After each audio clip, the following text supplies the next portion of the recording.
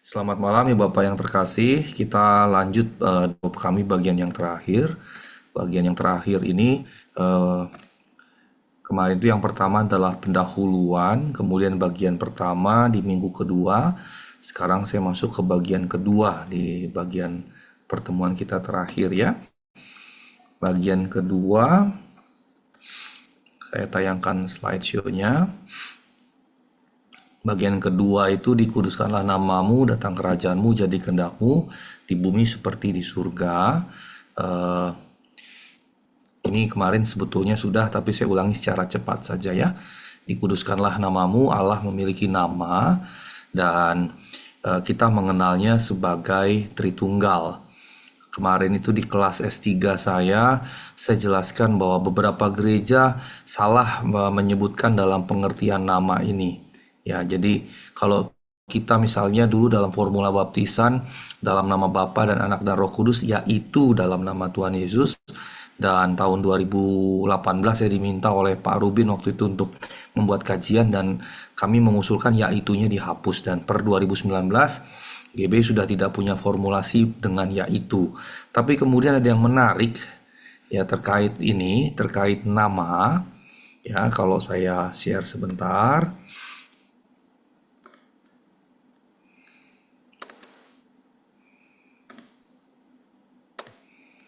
Ya, kalau kita lihat di dalam amanat agung yang menjadi referensi rujukan Tritunggal kita, ayat 19 ya.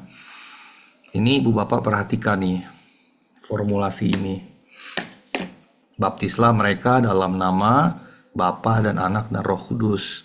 Nama ini cuma disebut satu kali, dan dalam bahasa Yunani pun ini singular. Ya, dalam bahasa Yunani ini singular. Ini saya ambil contoh saja, ini onoma. Ya, ada ini nih ya, singular, neuter singular. Jadi maksudnya bagaimana? Maksudnya kalau kita lihat dalam bahasa Yunani ini, eisto onoma, onoma ini singular. In the name, bukan in the names. Kemudian in the name of the Father, the Son, and the Holy Spirit. Nama dari Bapa, Anak, dan Roh. Perhatikan namanya disebut satu kali, satu kali. Bentuknya singular dan disebut satu kali. Nah, ada satu dua gereja Protestan yang menyebut dalam nama Bapa, nama Anak, nama Roh Kudus. Itu sebetulnya salah juga. Itu juga gambaran dari triteisme sebetulnya. Yang benar bagaimana? Yang benar seperti terjemahan LAI, namanya hanya disebut satu kali juga, yaitu dalam nama Bapa dan Anak dan Roh Kudus. Jadi nama Allah kita bukan tiga nama gitu. Ini menunjukkan keesaan dari Tritunggal ini. Karenanya namanya cuma disebut sekali dan bentuknya tunggal. Begitu ya. Supaya kita betul-betul paham kalau disebut namanya ya Bapa dan Anak dan Roh, itu bukan tiga nama tapi satu nama. Itu ya terkait dengan ini. Kita mengenal Tritunggal. Nah, dengan menyatakan Allah memiliki nama, maka Allah adalah pribadi, hidup dan bertindak. Dalam Alkitab ini Allah berinisiatif memperkenalkan diri. Makanya juga kalau ditanya secara lengkap Allah itu siapa dalam Alkitab, adalah Allah pencipta langit dan bumi, Allah yang memperkenalkan diri kepada Nuh dan membuat perjanjian juga dengan Nuh, Abraham, Ishak, Yakub, kemudian Israel, Musa, Israel, kemudian Daud yang puncaknya berinkarnasi dalam Yesus Kristus. Itu kalau dalam definisi lengkap. Jadi kalau ditanya siapa Allah kita, dalam definisi lengkapnya kurang lebih seperti itu. Nah, kemudian dikuduskanlah ini artinya dari kata agiazo. Agiazo memisahkan yang fana dari yang baka untuk Allah, mempersembahkan sesuatu yang kudus untuk Allah. Ya, ini yang dimaksud dikuduskanlah namamu. Bukan berarti kemudian nama Allah dari tidak kudus kita bikin kudus, itu salah ya. Tapi maksudnya mempersembahkan sesuatu yang kudus untuk Allah. Nah, dalam pengertian itulah kita mempersembahkan apa? Diri kita yang dikuduskan di dalam Allah gitu ya. Itu kira-kira poinnya, bukan bahwa Allah tadinya nggak kudus terus kita kuduskan dengan doa kita dan segala macam, salah ya. Nah, karena Allah satu-satunya yang berkuasa di bumi, di surga, melampaui bumi dan surga, maka satu-satunya yang layak disembah, layak dikuduskan. Nah, berikutnya prinsipnya karenanya soli deo gloria. Soli satu-satunya, ini Allah, ini kemuliaan. Jadi kemuliaan hanya bagi Allah. Allah dimuliakan dalam segala sesuatu. Segala yang saya kerjakan, itu saya kerjakan untuk memuliakan Allah. Segala yang gereja kerjakan untuk memuliakan Allah. Jadi ada yang individual, orang percaya, ada yang kolektif, gereja. Nah, semua yang baik kita pribadi maupun gereja kerjakan, kita kerjakan untuk mempermuliakan Allah. Nah, datanglah kerajaanmu. Ini artinya, arti harfiahnya dari erchomai, artinya datang, mendatangi. Datang, mendatangi. Nah, dalam bahasa Indonesia kan datanglah ini anjuran, tapi dalam bahasa Yunani perintah dan anjuran atau permohonan. Jadi kalimatnya perintah, tapi ini kemudian jadi semacam syafaat kita begitu ya. Nah, kata erchomai, datang mendatangi, ini bicara sesuatu yang bergerak bekerja dari diri sendiri. Datanglah, kedatangannya tidak disebabkan oleh faktor eksternal tapi dirinya sendiri. Nah, kemudian kerajaanmu. Di sini Basilea su ini mu gitu ya. Ini merujuk pada Bapa, kan Bapa kami gitu ya. Nah, Basilea wilayah yang dikuasai raja, karenanya Indonesianya kerajaan. Dalam konteks kerajaan Allah, Basilea Tuteu, ini bukan wilayah geografis atau demografis. Karenanya lebih tepat terjemahannya bukan kingdom of God, tapi kingship of God. Jadi bukan bicara teritori ya, tapi bicara authority gitu ya. Bukan bicara teritori tapi bicara authority. Itu poinnya gitu ya. Teritorinya mana? Ya semua tempat, tidak ada batasannya sama sekali gitu ya. Nah, kerajaan Allah mencakup segala sesuatu di bumi, di surga. Maka artinya tidak ada yang tidak tercakup di dalamnya. Tidak ada yang tidak tercakup di dalamnya kecuali satu, neraka. Ya, jadi neraka terutama bukan masalah apinya, karena di Alkitab neraka juga digambarkan palung laut yang dalam. Kalau palung laut kan itu air. Kemudian neraka juga digambarkan ada ulat belatung gitu ya. Jadi api, air, palung yang dalam, ulat belatung itu adalah gambaran, metafora. Maka yang terpenting dari neraka itu bukan gambaran itu sebetulnya, tapi ini. Saya mau tunjukkan karena kita sedang bicara kehadiran Allah. Nah, disinilah satu-satunya di mana Allah tidak hadir. Ya.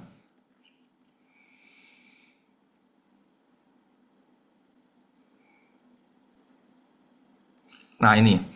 Mereka akan menjalani hukuman kebinasan selama-lamanya, dijauhkan dari hadirat Tuhan, dari kemuliaan kekuatannya. Jadi ini kan bicara kebinasaan selamanya. Selamanya bagaimana? Dijauhkan dari hadirat Tuhan, dari kemuliaan kekuatannya. Jadi kebinasaan itu adalah dijauhkan dari hadirat Tuhan. Ini yang paling penting sebetulnya. Kita selama ini seringkali menggambarkan neraka dengan api, karena memang di Alkitab Yesus pun gambarkan dengan api. Tapi ada gambaran lain dengan ulat belatung, ada gambaran lagi juga dengan palung laut yang dalam, air gitu. Tapi yang terpenting sebetulnya kita lupa pada esensi. Sebetulnya apa yang paling esensial dari neraka ini sebetulnya? Yang paling esensial dari neraka itu ini. Kebinasaan itu adalah dijauhkan dari hadirat Tuhan, kemuliaan kekuatannya. Ini poin penting. Jadi neraka adalah apa? Tidak ada Allah di situ. Dan itu paling mengerikan. Mengapa? Saya bicara ini ditopang oleh Allah. Saya melihat ditopang oleh Allah. Saya mendengar ditopang oleh Allah. Tubuh saya, otot saya ditopang oleh Allah. Gitu ya. Ini Allah semua yang menopang dalam segala sesuatu. Oleh segala sesuatu itu adalah Allah yang mengerjakannya. Tetapi neraka adalah keadaan di mana Allah tidak ada di situ. Allah tidak menginginkan berada di situ. Dan ini yang paling mengerikan sebetulnya, bukan yang lain-lain begitu. Ya, ini yang harus kita catat betul-betul. Jadi gambaran neraka itu terutama bukan hukuman dalam pengertian api segala macam ini sebetulnya. Tidak ada Allah di situ, dan itu satu-satunya tempat di mana Allah memilih tidak berada, dan itulah neraka. Bayangkan kengeriannya, terpisah dari Allah selama-lamanya. Nah, Ibu Bapak, ini catatan penting ketika kita bicara tentang kehadiran Allah. Jadi, kerajaan Allah mencakup segala sesuatu di bumi, di surga. Kekuasaannya atas segala sesuatu, kehadirannya atas segala sesuatu. Kecuali tadi di neraka, makanya mengerikan sekali sebetulnya. Bayangkan tanpa Allah, itu yang paling mengerikan. Nah, kemudian ketika kita berdoa, datanglah kerajaanmu, berarti sebetulnya apa? Sebetulnya kita mengakui, ya, saya ganti warna yang lebih ngejreng. Mengakui bahwa setiap bagian kehidupan ada dalam kekuasaan Allah. Nah, ini poin penting loh Ibu Bapak. Datanglah kerajaanmu, thy kingdom come. Maksudnya come-nya di mana? Di bumi. Di bumi di mana? Ketika kita mendoakan secara personal, kita dalam kita, hidup kita masing-masing, setiap bagian kehidupan kita ada dalam kekuasaan Allah. Itu harus berupa pengakuan dalam ketulusan, kerendahan hati, dan nyata. Artinya, setiap bagian kehidupan kita serahkan. Pengakuan itu adalah penyerahan proaktif. Jadi pengakuan bukan lip service gitu, tapi sebuah tindakan proaktif. Saya menyerahkan setiap bagian kehidupan saya di dalam kekuasaan Tuhan. Waktu saya mendoakan itu, kita memberikan setiap bagian kehidupan kita dalam kekuasaan Tuhan. Nah, Ibu Bapak, ini catatan yang mesti kita tekankan gitu ya. Jadilah kehendakmu, geneteto to telemasu. Geneteto kata kerja aorist, deponen pasif imperatif dari kata kerja ginomai. Ginomai artinya datang, mendatangi. Maka sama seperti penjelasan sebelumnya, bukan faktor eksternal tapi internal. Bukan faktor eksternal maksudnya gini, kehendaknya jadi bukan gara-gara kita. Gitu, kehendaknya jadi bukan gara-gara kita. Ini kita harus hati-hati nih.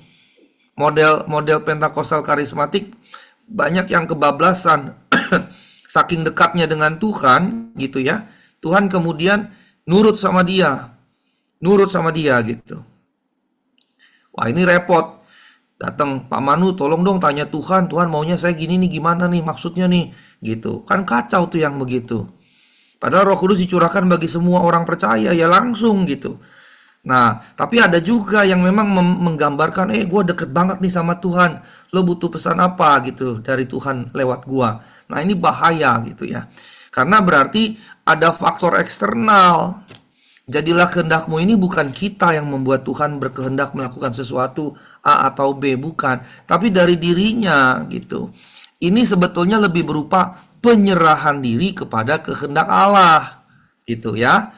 Penyerahan diri dalam kehendak Allah. Karenanya di sini dikatakan,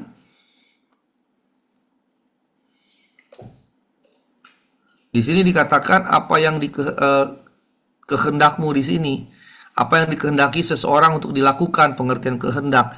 Nah, kehendak itu keinginan, kemauan, pilihan.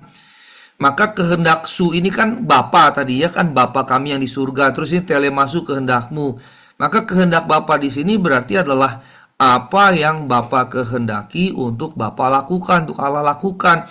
Ini terkait dengan kerajaan Allah, karena tadi kan kalimat sebelumnya kan datanglah kerajaanmu, begitu. Jadi kehendak di sini terkait dengan kerajaan Allah, dengan datangnya kerajaan Allah. Kekuasaan Allah berarti terwujudnya kehendak Allah atas bumi dan surga. Nah, Bapak perhatikan baik-baik bahwa di sini bukan kehendak kita yang jadi, kehendak Allah yang jadi. Karenanya perhatikan, bahkan Tuhan Yesus pun tidak mau memaksakan kehendaknya. Ingat kan Ibu Bapak doa Taman Getsemani? Ya Aba, ya Bapa, jikalau boleh biarlah cawan ini lalu daripadaku, tetapi bukan kehendakku melainkan kehendakmu. Bahkan kemudian dalam dialog itu, dalam salah satu versi, Yesus melanjutkan, jikalau itu bukan kehendakmu, jikalau kehendakmu memang harus terjadi, maka terjadilah. Tuhan bilang begitu. Jadi kalau Tuhan Yesus saja tidak bisa sebagai manusia ya, tidak bisa memaksakan kehendaknya yang jadi, melainkan harus kehendak Bapa, apalagi kita, kan gitu. Siapa kita sehingga kita bisa memaksakan kehendak kita untuk jadi. Nah, kesalahan kita di banyak banyak praktik ibadah kita sering menyerukan nih. Saya sebagai hamba Tuhan, sebagai juga anggota Forum Teolog BPP di Departemen Teologi, seringkali miris ngelihat praksis-praksis yang ada. Klaim saja, imani. Ini tapi bukan imani dari Bank Mandiri ya. Mirip soalnya imani begitu ya. Imani saja, klaim saja. Wah, itu ngaco gitu. Ketika kita diminta imani saja, beriman, imani saja. Iman itu apa sih? Kalau baca di surat Roma, iman timbul dari pendengaran akan firman Kristus.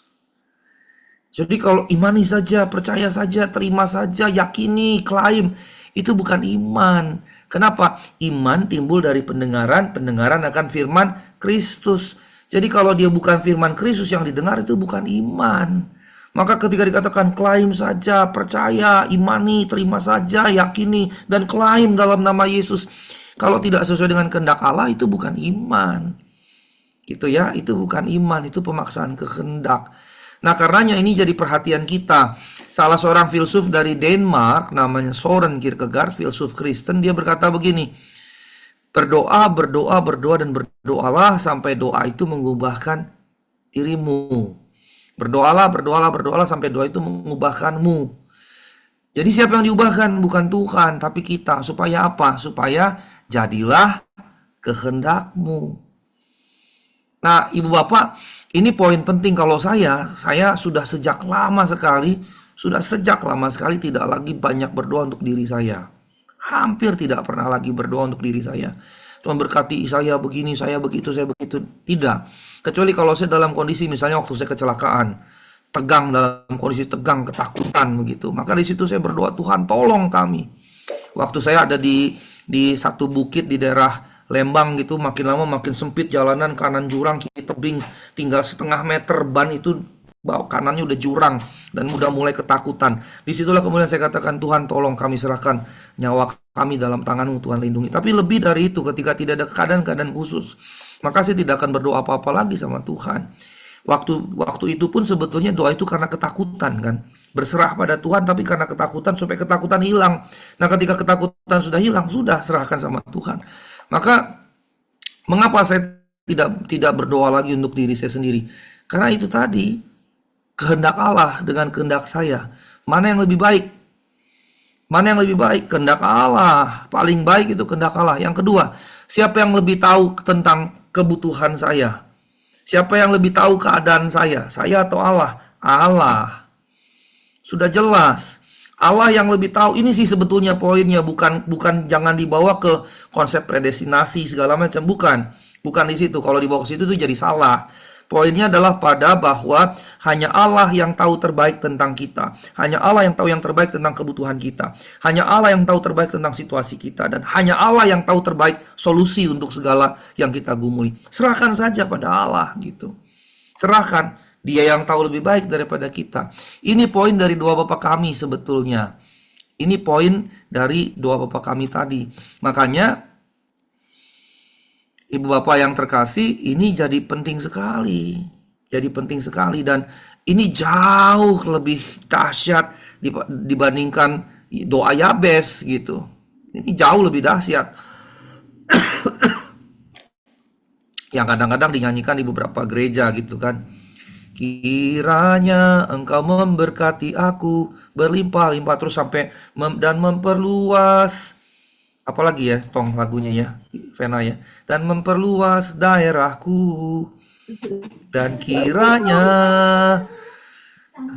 tanganmu menyertai aku dan memberkati aku. Saya nggak benar-benar hafal. Kalau doa kami saya malah hafal, karena di gereja saya doa kami diucapkan tiap akhir ibadah dalam rupa nyanyian.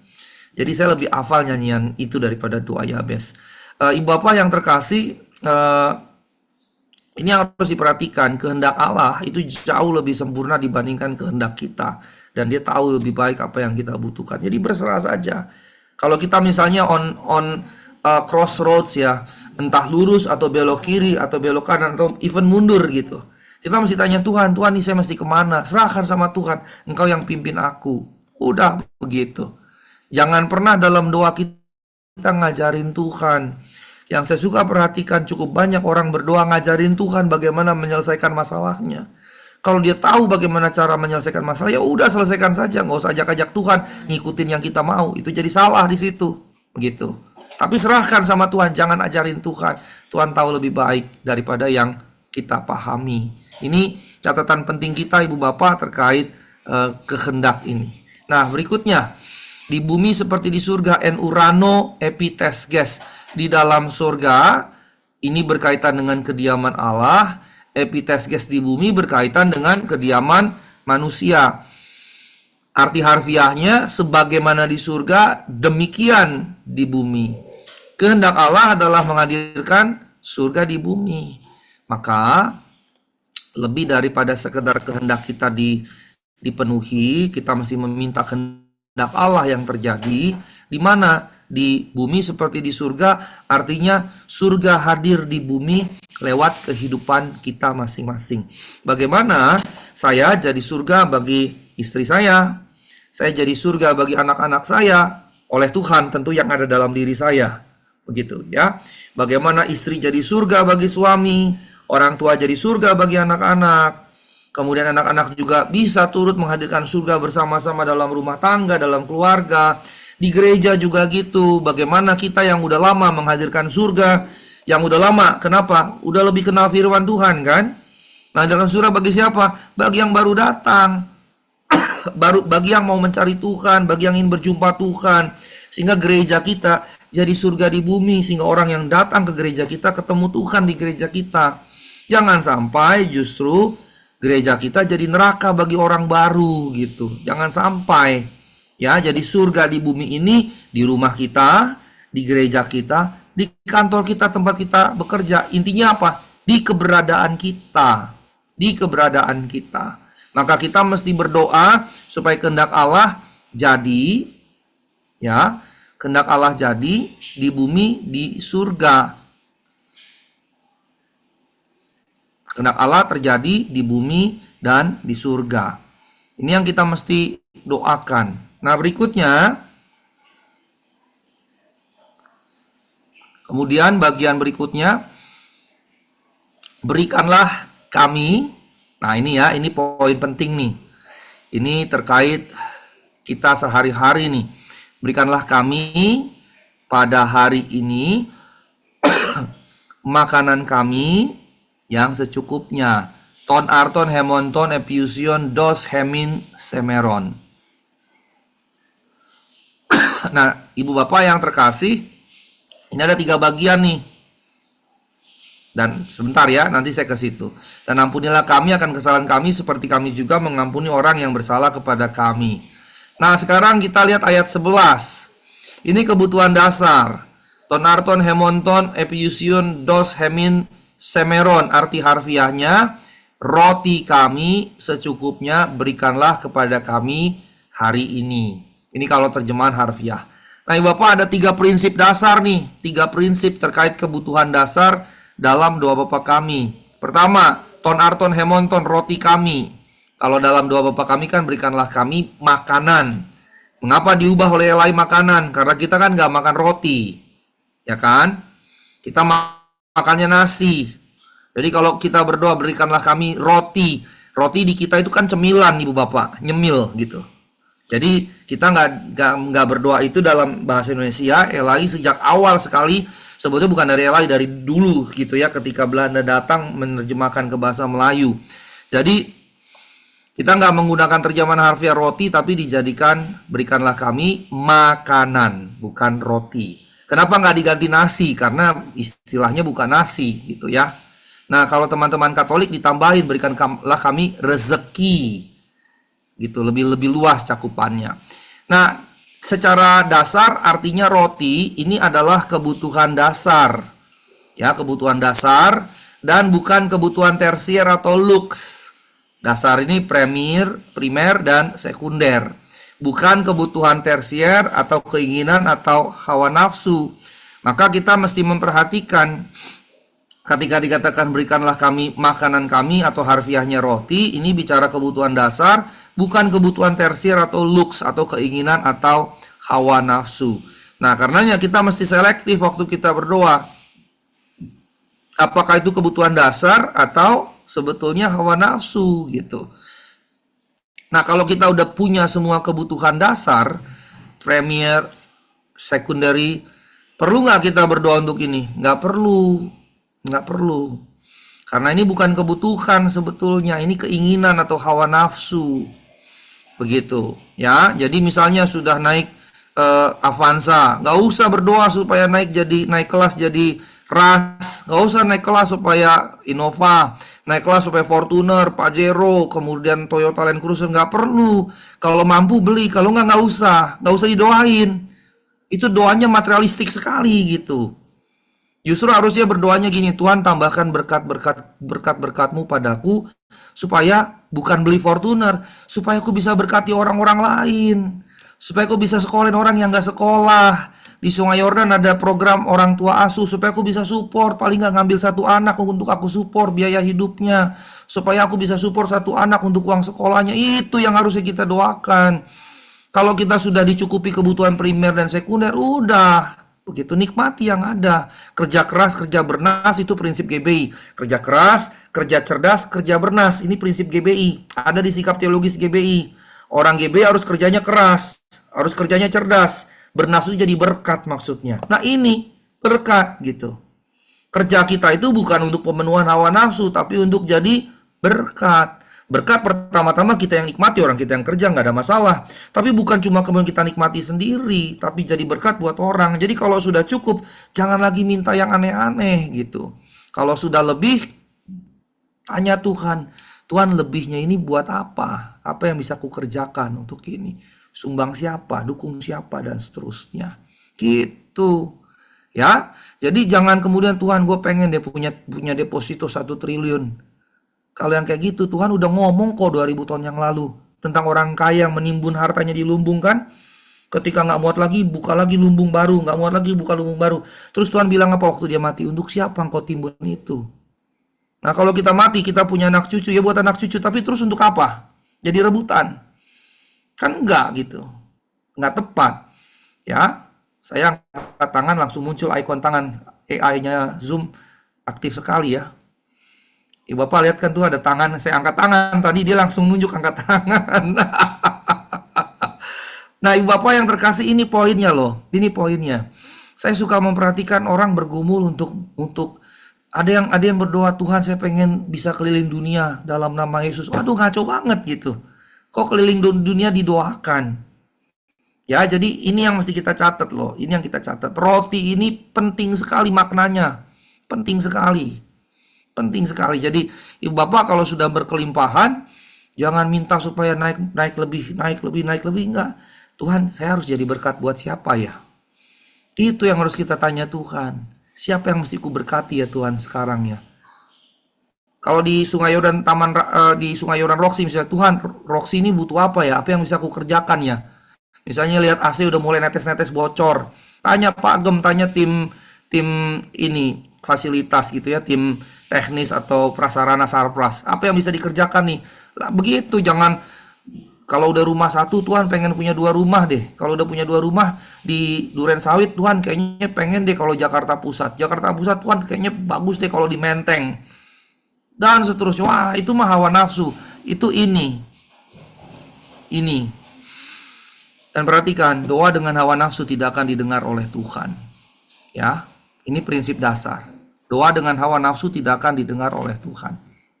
Nah, berikutnya dikatakan yang secukupnya. Artinya sesuai kebutuhan, apa yang menjadi kebutuhan. Tadi roti, berarti kebutuhan primer, sekunder, bukan tersier, bukan keinginan, bukan hawa nafsu. Yang kedua secukupnya. Tidak disebut berlimpah ruah, bertumbuk-tumbuk, secukupnya. Karenanya kita mesti punya teologi cukup, autarkeia. Waktu Yohanes membaptis para prajurit, Ibu Bapak ingat gak pertanyaannya? Para prajurit berkata, lalu kami apa yang mesti kami perbuat? Maka Yohanes Pembaptis bilang apa? Cukupkan dirimu dengan gajimu. Itu yang dikatakan oleh Yohanes Pembaptis kepada para prajurit. Dan itu sebetulnya cocok sekali dengan konteks kita. Korupsi gila-gilaan di negeri ini. Terakhir kemudian kabar yang terbaru, korupsi terbarunya sekarang ini, itu ada di mana? Korupsi terbaru sekarang di PT Pupuk. PT Pupuk terjadi korupsi 8,3 triliun. Di negeri kita korupsi miliaran itu udah recehan.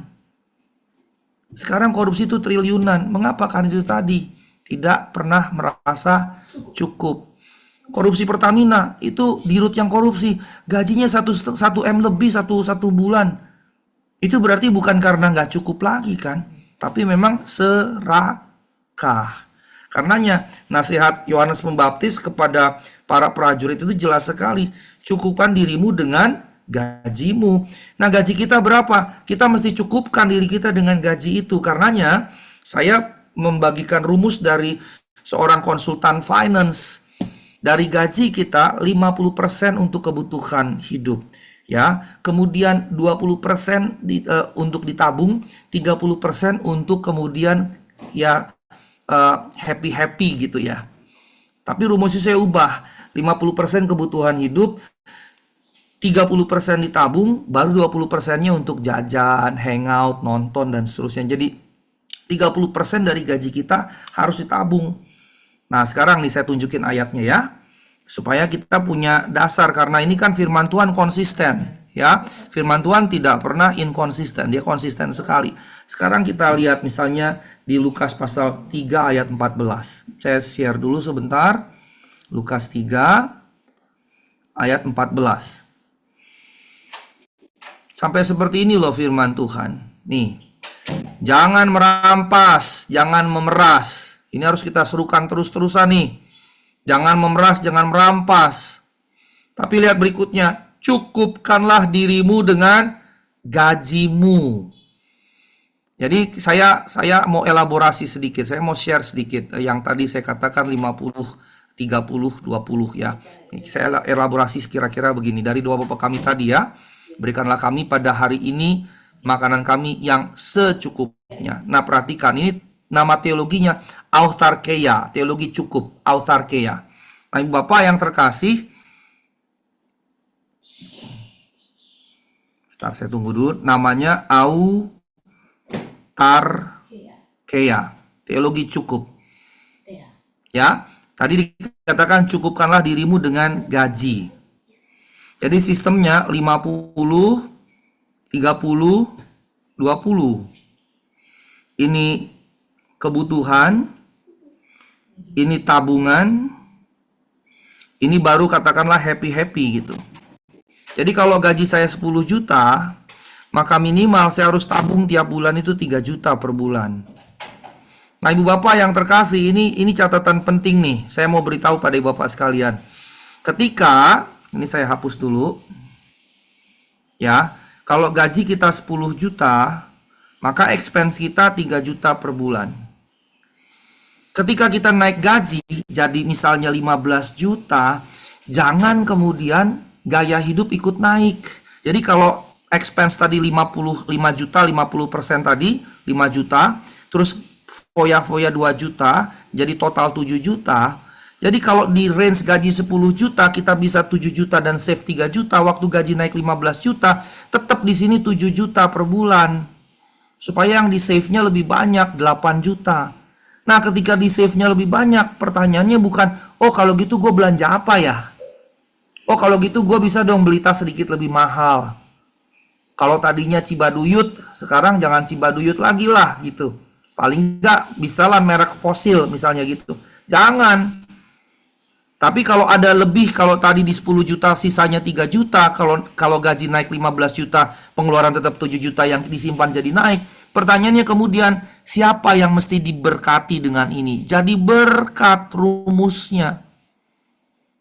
Begitu. Nah, ini prinsipnya Ibu Bapak terkasih. Jadi waktu gaji naik, jangan sampai pengeluaran naik. Mengapa? Karena prinsip manusia begini. Prinsip manusia Ibu Bapak, ketika gaji naik, gaya hidup naik. Waktu gaji turun, gaya hidup itu susah untuk turun. Itu prinsip kedagingan kita. Waktu gaji naik, kalau kita biarin gaya hidup ikut naik. Waktu gaji turun, kapan turun? Resesi ekonomi, pensiun, di PHK, kemudian pensiun dini, perampingan pegawai, itu kan turun. Nah, ketika penghasilan turun, gaya hidup itu susah untuk turun. Kalau biasa makannya di KFC, bahkan biasa makannya di restoran Jerman atau restoran yang bonafit gitu, turun makan di warteg tuh susahnya minta ampun. Akan susah. Nah, karenanya waktu gaji naik, gaya hidup jangan ikut naik. Itu tadi prinsip dasar yang saya jelaskan. Ini sebetulnya elaborasi dari apa yang firman Tuhan sampaikan, oleh Tuhan kita sampaikan lewat doa Bapa kami.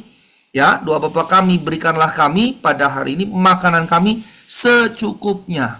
Nah, berikutnya yang ketiga. Yang ketiga dikatakan semeron pada hari ini. Hari ini menegaskan apa? Kebutuhan pada hari ini dan bukan hari esok. Perhatikanlah, Tuhan tidak mengajarkan kita berdoa, berikanlah kami sampai 10 tahun ke depan, makanan, minuman, pakaian, rumah, mobil, perhiasan berlimpah ruah. Tidak begitu. Berikanlah kami pada hari ini makanan kami yang secukupnya. Sebanyak-banyaknya kita makan paling 1 piring kan. Kalau nekat makan 2 piring terus-menerus, dijamin kolesterol, gula darah, dan seterusnya kan. Makanan secukupnya ya yang secukupnya buat kita gitu. Terbatas sekali kan sebetulnya. Nah, karenanya pada hari ini bukan hari esok. Ini sejalan dengan Matius 6 ayat 33. Sebab itu janganlah kamu khawatir akan hari besok, karena hari besok punya kesusahannya sendiri. Kesusahan sehari cukuplah untuk sehari. Ibu bapak yang terkasih, ini bukan berarti kita tidak bekerja. Itu salah ya. Maksudnya di sini bukan kalau gitu ya udah kita kerja sekarang untuk makan sekarang, nggak usah kerja untuk besok untuk makan besok, nggak begitu. Maksudnya adalah jangan bebani pikiran kita dengan perkara-perkara di masa depan. Kerja keras wajib, bahkan harus cerdas dan jadi berkat bernas. Yang berikutnya perlu punya perencanaan, tapi tidak perlu jadi beban, karena kata susah di sini berarti jadi beban.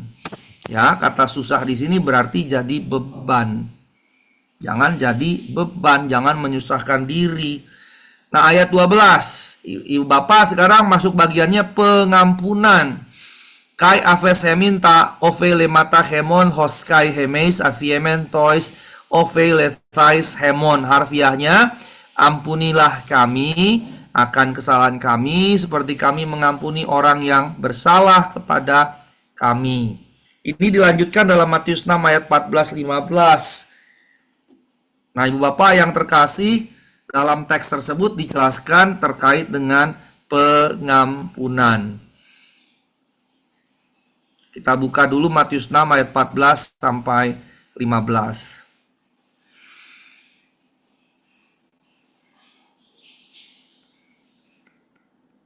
Nah, ini ya.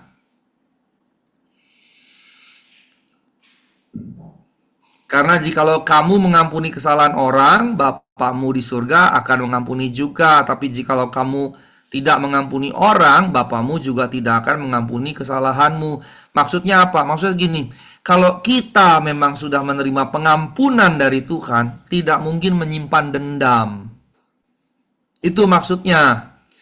Jadi kalau kita memang sudah sungguh-sungguh diampuni, menerima pengampunan Tuhan, ya, mengecap pengampunan Tuhan yang luar biasa itu, yang sedap sekali, yang nikmat sekali, yang semanis madu gitu. Maka pengampunan Tuhan yang semanis madu itu akan membuat hati kita juga jadi manis semanis madu, yang berarti tidak mungkin lagi ada dendam dalam diri kita.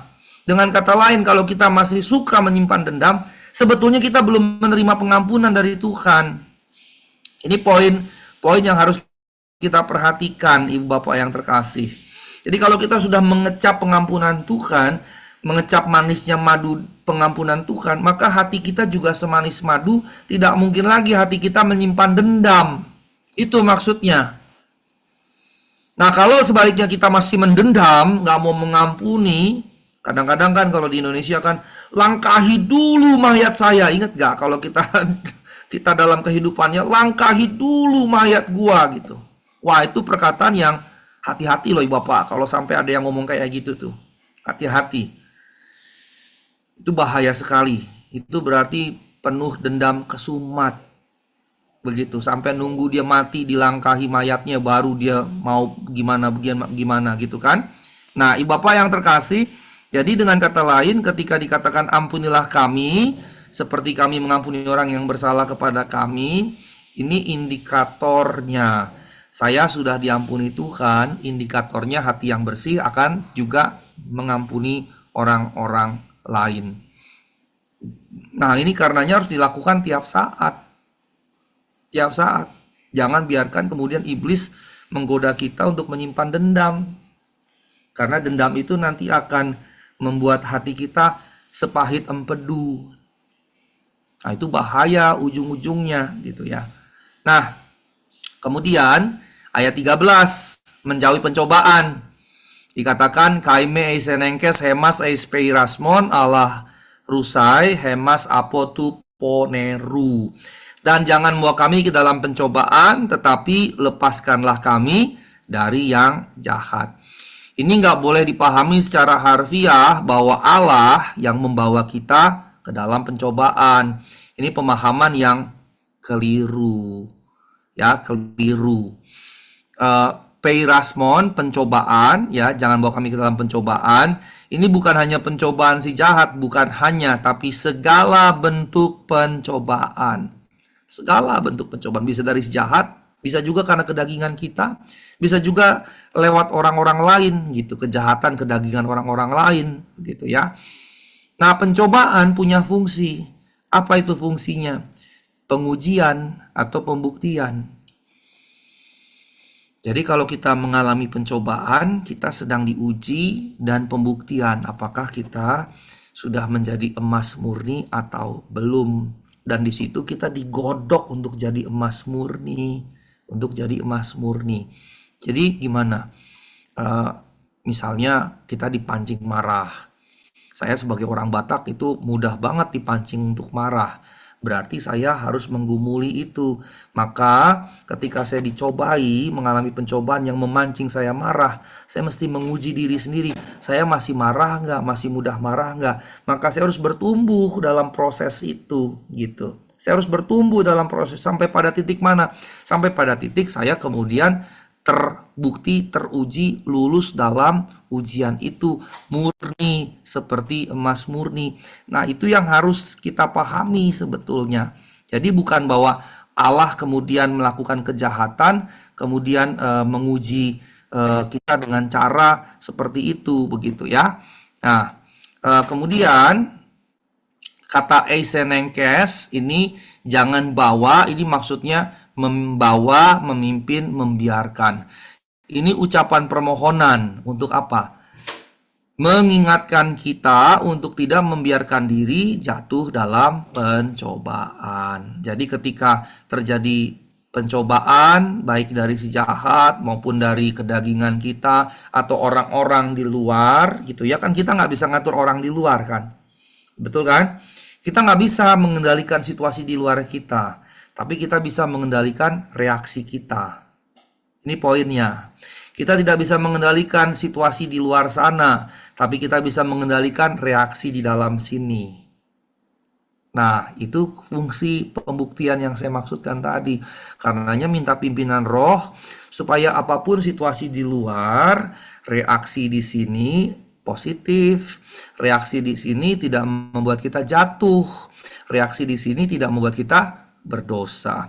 Karenanya perlu kita memohon. Doa ini permohonan kepada Tuhan untuk menolong kita. Janganlah bawa kami ke dalam pencobaan, tapi lepaskanlah kami yang dari yang jahat. Jangan bawa kami dalam pencobaan. Bukan Tuhan yang bawa kita. Maksudnya Tuhan tolong supaya kita tidak jatuh dalam pencobaan. Itu maksudnya. Begitu ya. Nah, karenanya menjauhkan kita dari yang jahat juga supaya kita tidak jatuh ke dalam godaan si jahat. 1 Petrus dan Yakobus kan bilang iblis seperti singa yang mengaum-aum, begitu, mencari mangsa. Nah, karenanya ibu bapak juga mesti perhatikan baik-baik. Bukan berarti semuanya, tapi situasi di dunia ini yang telah jatuh dalam dosa, iblis itu mudah saja kok mantik sana mantik sini, nyuntik sana nyuntik sini untuk kemudian hadir seperti singa yang mengaum-aum itu. Bukan nggak perlu iblis yang datang ke kita, nggak perlu. Nggak perlu. Mengapa? Karena kita sebagai manusia punya potensi besar lebih jahat dari si iblis. Kita sebagai manusia dengan kehendak bebas kita punya potensi bisa jadi jauh lebih jahat daripada si iblis. Ini misalnya nih, salah satu contoh yang saya nggak pernah bisa lupa. Ini terjadinya sebelum saya ke Jerman. Saya jadikan tolok ukur berarti sudah lebih 15 tahun yang lalu kejadiannya. Kalau Bapak ingat ya, yang seumuran saya pasti ingat, dulu ada satu anak gadis usia 18-17 diperkosa oleh 3 laki-laki yang lebih muda, 14-15an. Diperkosa berulang-ulang oleh 3 laki-laki ini, dan setelah mereka puas berulang-ulang memperkosa perempuan ini, kemudian perempuan ini ditusuk pakai kayu. Maaf kata, dari alat kelamin tembus sampai sini. Sampai sini. Gila nggak? Itu saya nggak pernah bisa lupa. Mengapa? Karena satu yang saya lihat dari kejadian itu. Kok bisa anak seusia masih muda belia, seremaja itu punya kejahatan sampai seperti itu? Yang saya pikir, kalau iblis ketemu dia, setan ketemu dia, setan akan bilang, idemu itu dari mana sih? Kok bisa kamu sejahat itu? Iblis bisa kaget loh ngelihat kejahatan banyak manusia loh. Jangan pikir bahwa otomatis semua kejahatan dari iblis. Mengapa? Kita ini adalah agen-agen moral yang bebas sebetulnya. Bebas untuk memilih yang buruk dan yang jahat, yang baik dan yang benar. Itu. Iblis tinggal mantik sedikit saja terwujud. Jadi nggak perlu didatang dalam sosok yang menyeramkan gitu. Nggak perlu dengan filosofi, dengan ide segala macam saja gampang sekali gitu. Mengapa? Karena agent of moral tadi, free moral agent tadi, kita adalah agen moral bebas yang bisa bebas menentukan benar jahat, baik buruk gitu. Itu pilihan kita. Nah, karenanya Bapak yang terkasih, ini yang harus kita selalu doakan supaya kita tidak jatuh dalam godaan si iblis gitu. Itu penting untuk kita doakan, waspada begitu ya. Nah, ini catatan saya. Mengapa? Karena sebagai agen moral yang bebas, kita bisa berlaku jahat melebihi kejahatan manapun yang tidak terpikirkan sebelumnya. Gitu. Membunuh 7 juta orang Yahudi oleh Hitler. Belum pernah tuh sebelumnya orang berpikir seperti itu. Tapi bisa loh dia. Membunuh, masuk di dalam kamp-kamp konsentrasi, belum pernah loh ada sebelum Hitler.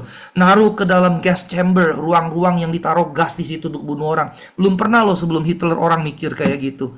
Lalu kenapa Hitler bisa pikir itu tadi? Gitu. Itu tadi. Nah, karenanya Bapak yang terkasih, ingat ini baik-baik. Seberapapun kita disakiti, jangan jatuh ke dalam godaan si jahat. Seberapapun. Ini harus jadi catatan kita. Kalau kita disakiti, nikmati rasa sakit itu sambil berkata, Tuhan, mampukan aku mengampuni. Tuhan, aku tidak membalas, aku mengampuni. Tuhan, tolong aku. Begitu. Walaupun kayak saya nih orang Batak, bawaannya maunya langsung tak gitu. Itu kan? Kita kan belajar bela diri ya, Pak Manu juga kalau saya nggak salah sempat juga jago bela diri dulu ya, waktu dalam zaman jahiliyah ya Pak ya. Itu kan kalau kita bela diri tuh kita tangkis, habis kita tangkis memangnya kita jalan, pergi, kan kagak. Bela diri tuh habis tangkis ngapain? Kan gitu, ya kan?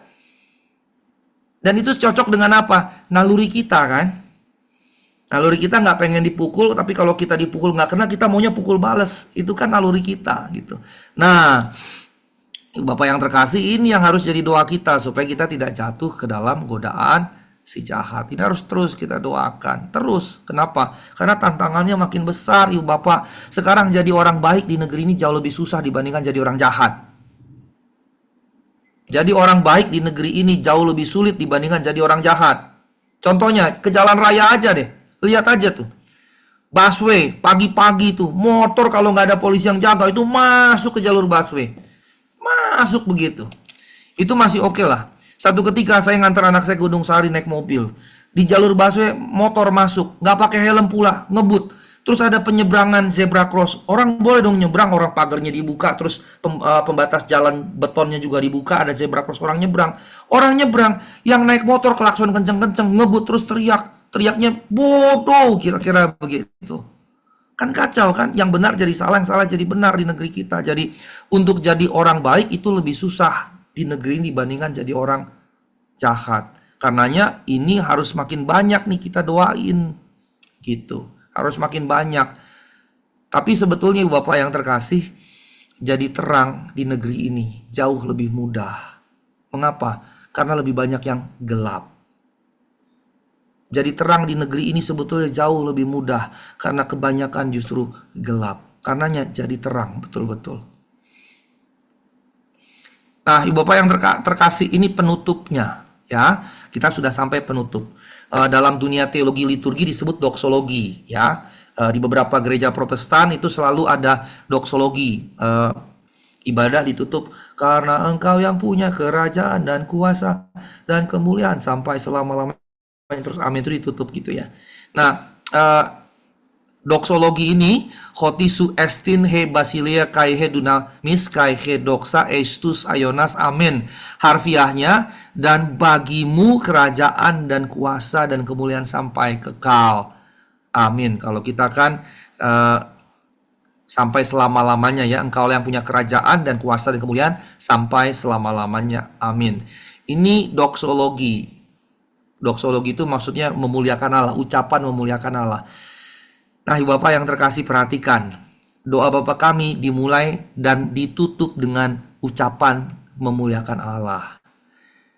Bapa kami yang di surga, dikuduskanlah namamu, datanglah kerajaanmu, jadilah kehendakmu di bumi seperti di surga. Penutupnya, karena Engkau yang punya kerajaan dan kuasa dan kemuliaan sampai selama-lamanya. Amin. Perhatikan, bagian atas dibuka dengan memuliakan Allah, bagian bawah ditutup dengan memuliakan Allah. Dan permintaan cuma satu tadi, berikanlah kami pada hari ini makanan kami secukupnya. Udah cuma 3 itu. Selebihnya memuliakan Allah. Makanya Ibu Bapak yang terkasih, setiap doa harus berisikan terutama kemuliaan kepada Allah, memuliakan Allah. Tadi pagi saya sejak Januari awal ini saya dipercaya sekretaris yayasan yang membawahi sebuah STT di Jakarta. Tadi pagi saya ke kantor yayasan tersebut, ke STT tersebut untuk mimpin rapat bersama ketua yayasan. Waktu keluar dari mobil, kemudian saya jalan sembari nyanyi lagu rohani dan entah gimana kelepasan saya bahasa roh sembari saya jalan gitu. Dan saya menikmati sekali. Dan bagi saya nyanyi bermazmur sembari nyetir, naik motor, itu saya menikmati sekali. Walaupun suara saya fales gitu ya, suara saya suka nggak nyambung. Ntar nanti misalnya di Sungai Yordan, kuncinya C, saya nyanyinya dari G gitu kan. Udah gitu ntar saya bisa turun dari G, turun ke D. Suara saya kan begitu ya, nggak stabil. Tapi buat saya nggak penting. Buat saya bagaimana saya sukacita memuliakan Tuhan. Karenanya Bapak yang terkasih, setiap orang harus terutama memuliakan Allah. Setiap orang harus terutama memuliakan Allah, ya. Setiap orang harus terutama memuliakan Allah. Setiap doa harus terutama memuliakan Allah. Setiap ibadah harus terutama memuliakan Allah. Setiap kehidupan harus terutama memuliakan Allah. Ini yang harus jadi senternya. Nah, satu, memuliakan Allah bukan terpaksa, bukan kewajiban, bukan keharusan, tetapi kecintaan. Kecintaan. Misalnya nih, saya melihat selain Pak Manu dengan Ibu Wika yang sepasang ini, akun Eli. Eli ibu atau bapak? Yang mana yang Eli? Ibu atau bapak? Ibu. Oke, Ibu Eli dengan bapak nih, Pak Manu dan Ibu Wika. Kapan terakhir bilang I love you?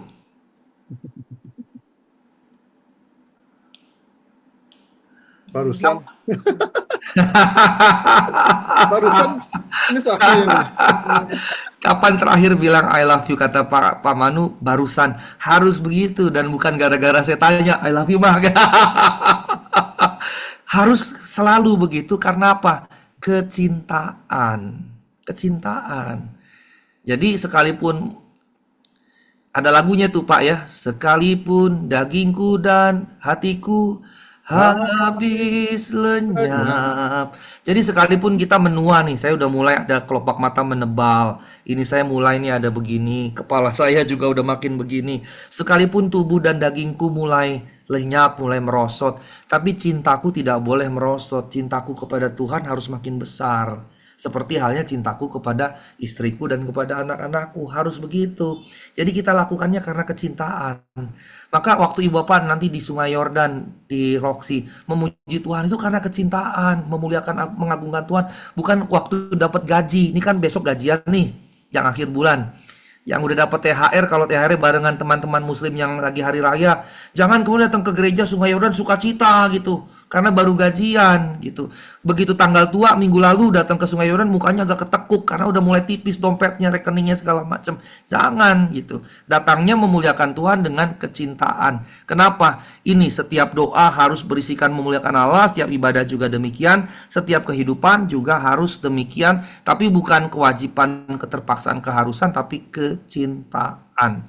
Dan karenanya dalam konteks paling intim suami istri, cintanya harus makin besar. Apapun kondisi fisik yang berubah begitu ya. Nah, ibu bapak yang terkasih dalam Tuhan Yesus Kristus, saya sudah selesai dengan materi saya. Saya serahkan kepada Ibu Trivena. Tuhan Yesus memberkati kita semua. Oke, terima kasih Pak Sigor. Mungkin saya akan buka nih ya, yang poin 1, yang berikanlah kami pada hari ini makanan kami yang secukupnya. Apakah menjadi kaya raya itu, kan kita pasti ingin, kayak saya juga secara pribadi juga ingin menjadi kaya gitu. Pertanyaannya kan, apakah menjadi kaya itu suatu dosa gitu, Pak Sigor, yang menjadi pertanyaan. Apakah kita nggak boleh kaya sebagai seorang percaya? Sering banyak pertanyaannya Ya, seperti saya itu. jawab ya. Saya jawab. Sebetulnya Tuhan tidak ingin kita kaya, Tuhan kita ingin kita cukup. Cukup. Tapi cukup yang seperti apa? Cukupnya Pak Manu dengan saya bisa berbeda. Bisa berbeda. Cukupnya Ibu Yani dengan saya bisa berbeda. Cukupnya Elon Musk dengan saya juga bisa beda. Gitu. Beda. Karenanya bukan kaya yang kita harus capai, cukup. Nah, kalau cukup, kalau kayak gitu lebihnya adalah anugerah. Nah, anugerah Tuhan pada tiap orang beda-beda. Anugerah kepada Pak Manu dengan kepada saya Sigor beda. Anugerah Tuhan kepada Ibu Eli dan suami dengan kepada saya beda. Dengan Pak Riki Bu Lili beda-beda. Jadi karenanya ini yang harus jadi catatan. 100% harta kita itu milik Tuhan. Itu yang mesti kita camkan baik-baik. Nah, 100% harta kita itu milik Tuhan. Makanya waktu memberi 1/10 jangan dengan berat hati. Kan sebetulnya 100-nya juga punya Tuhan, bukan cuma 10-nya. Yang repot dengan orang Kristen kan 10% buat Tuhan, 90%-nya buat gua gitu. Enggak, 100% juga buat Tuhan. Nah, kalau kita jadi kaya bukan boleh nggak boleh, itu anugerah. Anugerah. Karena gini, apakah semua orang jadi Elon Musk? Kan enggak. Elon Musk itu punya harta 400 miliar dolar. Seberapa sih yang punya harta segitu? Cuma dia sendiri. Bahkan dibandingkan orang terkaya nomor 2-nya, itu cuma setengah hartanya dari Elon Musk. Kalau saya nggak salah, Jeff Bezos yang punya Amazon, 200-an miliar dolar. Selebihnya kita kan average kan. Average gitu. Maka sekarang gini, saya kerja keras. Saya kerja cerdas. Kalau saya kerja keras, saya akan makan. Barang siapa ingin makan, dia harus kerja. Nah, kalau saya mau makan enak, saya harus kerja bukan keras saja, cerdas. Tapi setelah saya makan enak, makan steak babi misalnya. Seberapa sih saya bisa makan steak babi? 1 porsi, 2 porsi deh katakan. Habis itu 3 porsi, bisa muntah kan? Terus kalau tiap hari saya makan steak babi, yang ada saya nggak lama masuk rumah sakit, kolesterol tinggi, dan seterusnya kan gitu. Berarti kan cukup jadi prinsipnya kan. Nah, kalau kemudian kerja keras, kerja cerdas, akhirnya saya punya tabungan bertambah. Boleh nggak saya nikmati? Boleh. Boleh saya nikmati. Tapi catatannya, maka yang kita punya lebih itu tetap harus kita pikirkan. Bagi siapa saya Tuhan inginkan jadi berkat. Kita boleh nikmati. Tuhan justru pengen kita menikmati yang Tuhan berikan. Kan berkat Tuhan. Masa nggak dinikmati? Kan gitu. Ya kan? Saya beli batik ini, saya nikmati dong. Saya bisa punya batik yang menurut saya baik begitu kan? Boleh. Tapi kemudian ketika saya diberkati lebih, pikirannya nggak boleh. Saya mau nimbun harta, saya mau nimbun harta. Bukan itu pikirannya. Tapi pikirannya adalah, saya jadi berkat buat siapa ya? Pak, apa saya nggak boleh beli rumah? Boleh, justru wajib supaya istri anak punya tempat berteduh kan? Kan begitu. Apa nggak boleh punya mobil, Pak? Boleh. Supaya saya bisa antar anak istri nggak kehujanan dan seterusnya. Tapi ada waktu untuk segala sesuatu. Kalau belum waktunya untuk beli mobil, jangan paksa kredit sana kredit sini. Nanti ketika nggak sanggup bayar kredit, dikejar-kejar sama teman-teman dari Indonesia Timur di tengah jalan. Gitu. Sorry saya bilang Indonesia Timur ini sebetulnya satir karena itu kritik kebanyakan debt collector menggunakan orang Indonesia Timur karena orang Indonesia aslinya tuh takut kalau dikejar-kejar dengan wajah seram gitu kan. Padahal itu kan sebenarnya nggak boleh begitu ya. Tapi kira-kira gitu. Kalau kita begitu, kita akan dikejar-kejar debt collector. Karenanya ukur diri kita. Kalau belum waktunya, jangan. Kalau sudah waktunya silakan gitu. Jadi kembali kepada pertanyaan awal, boleh nggak kaya atau masa nggak boleh? Bukan boleh nggak boleh. Yang mesti kita pikirkan, yang mesti jadi prinsip cukup. Cukupnya kita beda-beda. Mengapa? Karena cukup itu juga bicara panggilan. Cukupnya Pak Manu kalau dipanggil Tuhan jadi berkat buat 1.000 orang kan beda dengan cukupnya saya kalau cuma jadi berkat buat 10 orang kan gitu. Ya kan? Dengan cukupnya Pak Manu kalau harus jadi berkat untuk 1.000 orang, dia butuh berapa puluh ratus juta tiap bulan gitu. Kalau saya cuma untuk beberapa puluh, saya cuma butuh berapa juta per bulan kan gitu. Kan beda-beda gitu. Tapi intinya kita tidak dipanggil untuk menumpuk harta. Itu jelas dari perumpamaan orang kaya yang bodoh itu, yang numpuk harta di lumbung, lumbungnya diperbanyak. Waktu mati Tuhan bilang, buat siapa kamu begitu? Buat Tuhan enggak, jadi berkat juga enggak gitu.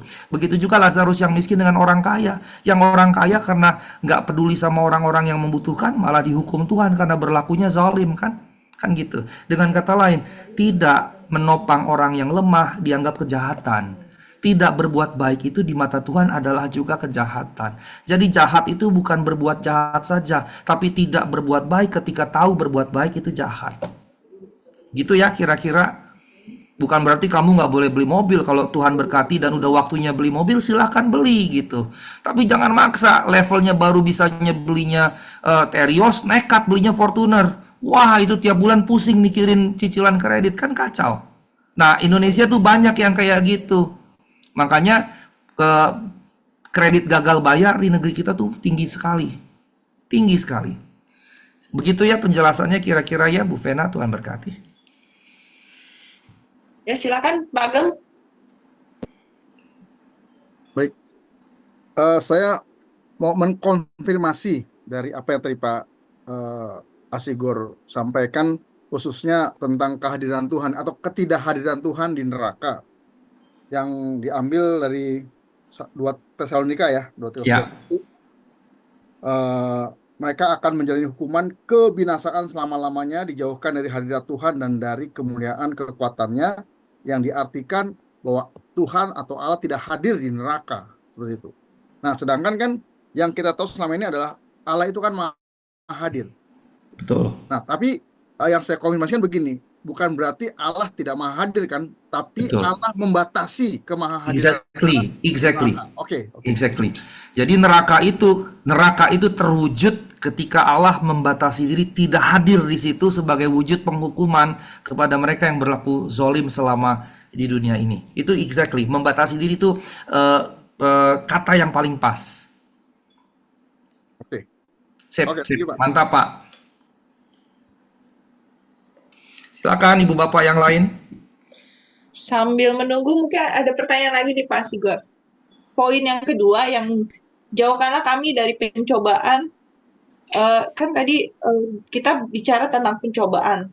Nah yang saya mau tanyakan, kita sering berdoa nih Pak Sigor. Nah, kita mau jalan jauh, terus kita berdoa Tuhan sertai, maksudnya segala mara bahaya atau kami selamat tiba di tujuan gitu. Ya, ngerti pertanyaannya. Ibu Bapak, kalau saya naik pesawat entah penerbangan dalam negeri ataupun keluar negeri, saya pasti berdoa tuh di dalam pesawat. Tapi saya naik bajai nggak pernah berdoa.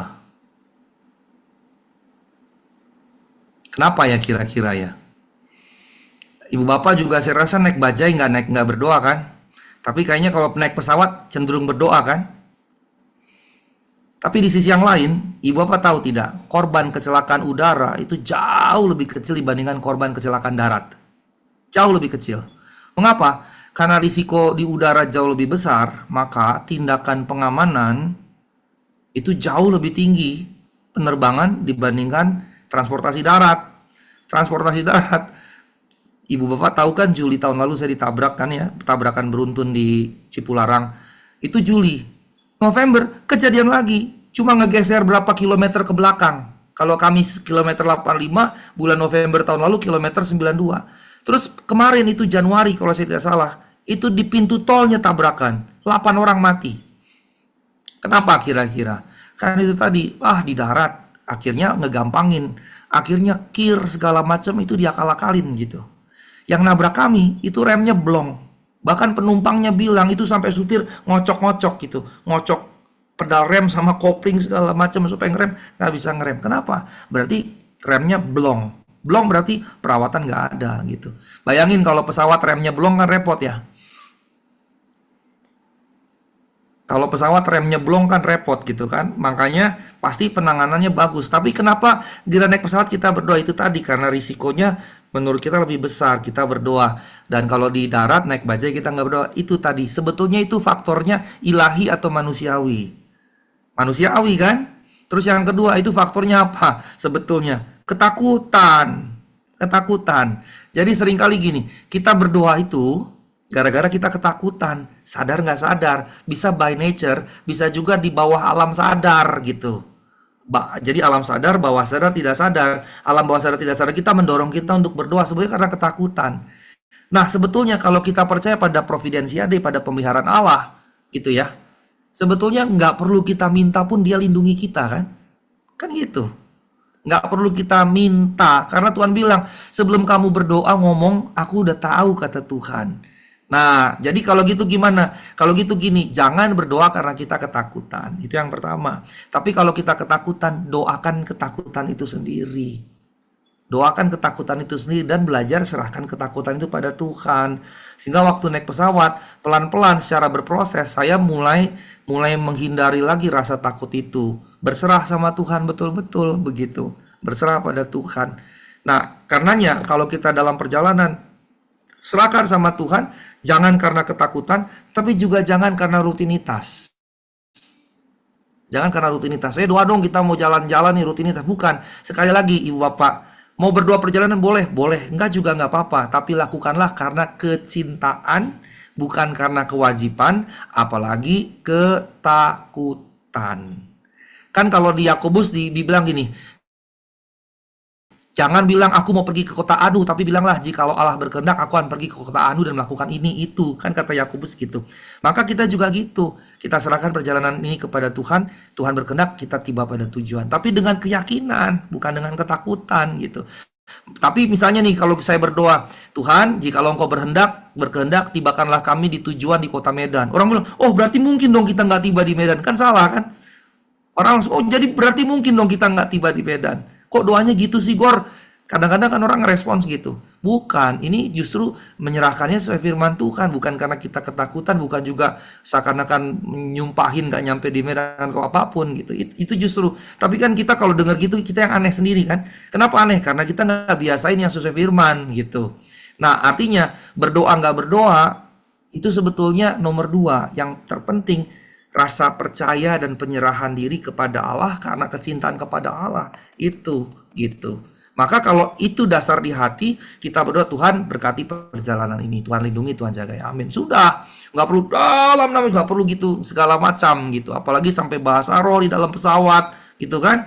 Kurabaraba terus taruh tangan ke pintu pesawat segala macam. Nggak jadi itu mah paniki itu namanya, panikan gitu. Begitu ya, jadi kira-kira begitu. Jadi doanya benar-benar memang karena berserah, bukan karena kewajiban apalagi ketakutan. Berserahnya karena kecintaan pada Tuhan. Mau kita ucapin dengan mulut atau di hati saja nggak ada masalah. Karena seharusnya doa itu nafas, artinya komunikasi harus jalan terus harusnya. Seperti tadi yang saya cerita, saya dari parkir mobil, saya jalan ke kantor STT, sembari jalan saya nyanyi, menyembah, tiba-tiba saya bahasa roh gitu. Nah itu kita lakukan dengan sukacita seperti itu. Kira-kira begitu Ibu Bapak, Tuhan berkati. Saya mau menambahkan Pak. Silakan Pak. Tapi ini rada konyol ya, cuman kebalikan dari yang tadi. Silakan. Ini beneran kejadian. Jadi waktu saya tinggal ya setahun di Jawa Tengah ya, karena tugas. Itu kan Jogja itu terkenal dengan landasan pesawat yang Iya, pendek ya, karena kan seharusnya minimal 1,5 1,5 kilo, dia hanya 1,2 gitu kan, sehingga cukup sering terjadi pesawat tergelincir seperti itu. Nah, saya kan hampir setiap bulan tuh harus ke Jakarta untuk meeting. Nah, terus saya apa namanya berangkat pulang itu ke Jogja. Nah, itu yang saya tahu banget ya kan, karena saya karena kejadian sering, saya apa namanya cukup sering saya pelajari itu, kalau terjadi pesawat tergelincir ya kan, nggak kecelakaan besar Pak. Nah, itu setiap penumpang dapat uang kaget 100 juta Pak. Nah, saya waktu pas mendarat justru berharap pesawat itu tergelincir Pak. saya pikir saya pikir ya nggak apa-apa lah, apa lecet-lecet dikit gitu kan. Dan sengaja saya beli, bener nih Pak, saya sengaja di Bandara Jakarta beli asuransi yang cuma 80.000 nggak salah deh gitu, supaya dapat lagi Pak. Tapi selama setahun nggak pernah kejadian. Itu aja sih Pak. Wah, parah nih Bapak Gembala dia. Itu saya cerita apa sih saya. Ya dulu masih konyol Pak dulu ya, sekarang enggak. Itu dulu, untungnya dulu ya Pak. Tapi Biasanya bener, tuh jiwa muda tuh yang begitu tuh. jadi orang kalau pesawat mendarat itu pada tegang. Saya malah berharap tergelincir lah, tergelincir. Tapi nggak pernah kejadian. Padahal bener-bener Pak, itu ngeremnya tuh mesti nguk nguk nguk nguk nguk sampai begitu, karena memang 1,2 dia pendek. Istri saya Iya, juga iya. tahu, istri saya juga juga berapa kali ngalamin gitu kan. Nah, makanya dipindah sekarang apa namanya bandaranya. Iya, Itu aja betul sih Pak. dipindah. Yang lebih panjang, betul betul. Itu jiwa muda ya. Sampai ada lagunya kan ya, jiwa muda. Darah muda Pak, darah Oh, muda. darah muda ya. Lebih tahu Pak Madu dangdut daripada saya berarti. Ini Bible study-nya heboh ini. Silakan nih Bapak yang mau bertanya lagi. Oh, udah. Saya lagi Pak. Silakan Pak. Ini sebenarnya pertanyaan Silakan Pak titipan Gam. dari istri saya Pak. Jadi begini, kalau kalau kita benar-benar telaah dari doa Bapa kami, ini yang kita tangkap Pak, berarti doa Bapa kami itu benar-benar doa untuk orang Kristen yang sudah sungguh-sungguh ya, berarti ya, yang sudah percaya sungguh-sungguh ya. Karena kan apa namanya, orang yang bisa mengampuni, ya kan, orang yang bisa apa namanya hidup cukup, Bukan, bukan Pak. Bukan. bukan? Justru bagi semua orang percaya untuk ke sana. Jadi dia Oke. jadi kayak goal atau tujuan yang ke sana, karenanya harus didoakan dalam setiap saat, dalam setiap doa pribadi maupun dalam peribadahan. Karenanya kemudian dalam gereja-gereja mainstream didoakan setiap hari ibadah minggu, karena ini justru jadi goal kita. Makanya di penjelasan minggu pertama, kalau Bapak ingat, itu juga jadi panduan kehidupan spiritual dan panduan kehidupan etis. Etis itu berarti tiap hari. Bukan berarti yang doanya sudah teladan, sudah sempurna, bukan. Tapi justru itulah tujuan kita, itu target kita. Makanya harus kita doain justru. Justru seperti itu, justru kebalikannya, Pak. Oke, oke. Itu, Pak. Oke, yang Terima itu kasih dia. Bu untuk memberikan perspektif ini. Terima kasih. Oke. Igor ya. Salam, salam Pak Hasigor. Shalom, Pak. Saya Charles Tumorang, Pak. Wah, saya mesti manggil tulang sama Bang Bapak. Henry, Bang Tigor. Loh, Horas Bere. Saya mesti manggil tulang, Horas tulang, karena opung boru saya si Tumorang. Wah, itu teh. Mau Pak, tanya jangan nih, bahasa Batak, Pak. Ini bukan di gereja Batak, Pak. enggak, ini mau tanya Pak Hasigor. Silakan. Mau tanya ini, apakah itu perlu di gereja untuk doa Bapak kami, Pak? Ya, baik. Jadi gini, kita karena gereja kita bukan gereja yang tradisional dengan tradisi-tradisinya, jadi kita tidak masukkan dalam bentuk wujud liturgi yang tradisi gitu ya, tidak wujudkan begitu. Kalau di dalam misalnya gereja teman-teman saya KBP, misalnya 2 minggu lalu saya khotbah di GKI Pamulang. Dan itu diucapkan doa Bapa kami. Di gereja-gereja Protestan itu disebutkan sebagai bagian liturgi yang wajib gitu. Tapi kalau kita di gereja non-tradisi, gereja Pentakosta Karismatik, itu tidak kita doakan secara liturgis. Jadi karenanya bukan kewajiban, tapi perlu kita pelajari dan perlu juga kita doakan atau nyanyikan.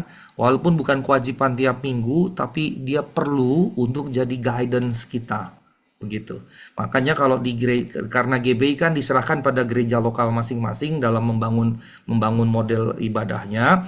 Kalau saya taruh di belakang, Pak. Dan di belakang itu dalam model nyanyian dalam bahasa Indonesia. Sejak kami berdiri baru sekitar 6 tahun itu saya bikin begitu. Saya ada rencana juga menggunakan juga nanti dalam bahasa yang berbeda. Misalnya mahasiswa saya di STT Jakarta sudah sekarang tahun ketiga saya wajibkan nyanyi doa Bapa Kami yang minggu pertama saya tayangkan tuh nyanyinya. Nah itu di mahasiswa saya dan saya berencana di gereja saya juga nyanyikan itu. Mengapa? Karena orang bilang Yesus bisa bicaranya bahasa Aram. Ternyata penelitian terakhir berkata tidak. Yesus juga bisa bicara Yunani. Sehingga karenanya doa Bapa Kami sangat mungkin juga diucapkan Yesus dalam bahasa Yunani begitu. Dan karenanya tidak salah juga kalau sesekali saya mengajarkan jemaat saya bahasa Yunani untuk doa Bapa Kami. Pater hemono entois uranois hagiaste toto ono masu dan seterusnya. Saya mau juga ngajarin itu ke jemaat saya tapi dengan artinya apa, pengertiannya apa. Jadi tidak boleh melakukannya tanpa pengertian. Nah, kira-kira gitu ya Pak. Jadi bukan sebuah kewajiban keharusan, tapi perlu untuk kita nyanyikan, lebih perlu lagi kita pahami makna yang sudah kita pelajari ini. Gitu kira-kira Pak. Tuhan berkati Pak. Terima kasih Pak. Sama-sama Pak. Pak Sigor, saya mau tanya tapi Ya, agak keluar dari doa Bapak Kami, boleh Pak Sigor? Tentang apa Pak? Nah, jadi tentang Yesus sih Pak Sigor. Sebenarnya kan ada pengajaran ya, memang di luar GBI, yang bilang bahwa Allah itu adalah Papa dan Mama. Nah, saya sebenarnya awalnya nggak terlalu memikirkan hal itulah. Cuman belum lama ini saya nonton film Conclave. Itu main di bioskop tentang Vatikan pemilihan Paus. Jadi ceritanya di film itu Paus meninggal diganti Paus yang baru. Nah, Paus yang baru ini, yang terpilih ini, dia punya 2 organ. Jadi dia seorang pria, tapi ternyata di dalamnya itu ada rahim. Nah, jadi saya berpikir liar aja lah maksudnya dengan film Conclave ini dan ada hamba Tuhan yang bilang bahwa Allah itu Papa dan Mama dan kelahiran Yesus sendiri kan juga itu Roh Kudus gitu loh. Nah, itu sikap kita gimana ya Pak Asigor ya? Ya baik, jadi sebetulnya gini, saya mengerti sekali karena saya juga berada di lingkungan itu ya, lingkungan kekristenan itu. Jadi gini Pak, ada banyak orang yang trauma karena mengalami sexual abuse, pelecehan seksual, penganiayaan seksual dari kaum lelaki. Biasanya yang lebih mengalami sexual abuse itu perempuan dari kaum lelaki. Nah, karenanya banyak kritik terhadap aspek kelelakian atau paternalistik dalam Alkitab gitu ya. Sehingga misalnya dikritik, kok Allah disebutnya Bapa, kan laki-laki, kenapa bukan juga ibu? Maka mulailah dalam beberapa model disebutkan Allah Bapa dan Ibu kami misalnya begitu. Nah, itu sebetulnya untuk memfasilitasi mereka yang mengatakan kekristenan itu pro gender laki-laki atau maskulin gitu ya, maskulinistik atau patriarki atau paternalistik begitu. Tetapi dia tidak boleh menggeser doktrin Kristen bahwa Allah Tritunggal adalah Bapa dan Anak atau Putra dan Roh Kudus, Father, Son, and Holy Spirit. Father itu jelas gender laki-laki, Son juga gender laki-laki. Tapi yang mesti dicatat adalah waktu Allah disebut Father, bukan dalam pengertian genderistik sebetulnya. Waktu disebut Bapa, konsepnya adalah pada zaman dahulu, Bapa itu adalah kepala dalam rumah tangganya. Nah, rumah tangga pada waktu itu bukan cuma bapak, ibu, dan anak. Rumah tangga pada waktu itu keluarga besar. Jadi si bapak itu bukan cuma jadi kepala bagi istri dan anak-anaknya, tapi pada keluarga besarnya. Nah, keluarga besar itu terdiri paling tidak dua, keluarga pekerja mandiri, keluarga pekerja budak. Jadi di waktu itu tidak ada kelas menengah, pada waktu itu adanya kelas atas dan kelas bawah. Kelas atas itulah keluarga besar, kelas bawah itu pekerja mandiri ataupun budak gitu. Nah, si bapak yang ada di keluarga besar ini mengepalai bukan hanya keluarga intinya, tapi semua keluarga di dalamnya, termasuk keluarga pekerja mandiri maupun keluarga budak. Nah, bapak di situ yang jadi kepala. Nah, karenanya konsep bapak itu yang dikenakan kepada Allah oleh Yesus. Nah, karenanya perhatikan baik-baik, yang menyebutnya Bapa kepada Allah itu Yesus. Nah, Yesus adalah Tuhan kita, sehingga kita mengikuti Yesus menyebutnya Bapa. Yesus tidak pernah menyebut Bapa dan Ibu atau Papa dan Mama. Begitu, karenanya kalau kita mengakui dia adalah Allah yang jadi manusia dan dia menyebut Allah sebagai Bapa, kita mengikuti dia karena dia juga menyebut Allah Tritunggal, Bapa dan Anak dan Roh Kudus, Matius 28 ayat 19 tadi. Sehingga kalau kemudian dalam definisi Allah Tritunggalnya kita sebut Bapa dan Ibu, Anak dan Roh Kudus, itu sebetulnya merusak konsep Tritunggal kita gitu. Jadi sebetulnya secara doktrinal idenya kenapa ke situ saya paham sekali. Saya ada di dunia itu dari studi S1 itu udah biasa saya dengar gitu kajian-kajian begitu. Saya ada di dunia teologi itu.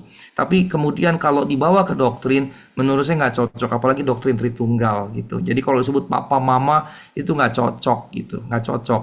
Nanti kalau kemudian dia pro LGBTIQA bukan papa mama lagi, bisa papa dan mama jadinya nanti gitu. Kan jadi ngaco kemana-mana, jadi rusak gitu. Jadi kita tetap harus stay pada Bapa dan Anak dan Roh. Bapa itu bukan berarti gender, tapi gambaran dari sang Bapa yang membawahi semua dalam keluarga besarnya. Lalu sang Anak bagaimana? Ya, Kristus kan jadi manusianya laki-laki, tapi begitu dia naik ke surga kan tubuh jasmaninya kan tidak ada lagi, tetap manusia, tetap sebagai manusia, tapi sudah tidak lagi memiliki organ-organ biologis kan, karena kan masuk dunia ilahi kan gitu. Sehingga karenanya kita nggak boleh alergi dengan penyebutan Bapa dan Anak, sekarang pro laki-laki dan anti perempuan, itu salah. Yang kayak gitu itu justru jadi radikal pemikirannya gitu, tidak begitu. Yesus tidak maksud itu. Bahkan waktu Yesus bangkit, siapa yang melihat pertama kali? Maria Magdalena, perempuan. Yang berarti apa? Yesus mengangkat derajat perempuan jadi setara. Saksi Injil pertama kali siapa? Perempuan, Maria Magdalena kan gitu. Jadi Yesus menarik itu dalam posisi setara. Saksinya justru perempuan kan gitu. Jadi Yesus tidak membedakan. Paulus juga bilang dalam Kristus tidak ada lagi laki-laki atau perempuan, karena sudah jadi satu. Tidak ada lagi budak atau merdeka, tidak ada lagi Yahudi ataupun Yunani, sudah satu dalam Kristus. Karena kita juga tidak perlu jatuh pada pembedaan. Wah, ini terlalu laki-laki, terlalu paternalistik. Nggak perlu, kita satu dalam Kristus. Kira-kira begitu. Gitu ya Pak Femerio ya. Tuhan Yesus berkati. Nah, saya mau nanya Pak, Silakan Bu. di doa Bapa kami itu kan kenapa dimulai dengan kita boleh mengucapkan dikuduskanlah namamu. Bapak itu kan Bapak yang di surga kan maha suci ya Pak. Nah, tapi di ayat berikutnya ampunilah kami. Berarti dalam keadaan berdosa dong Pak, ayat 12.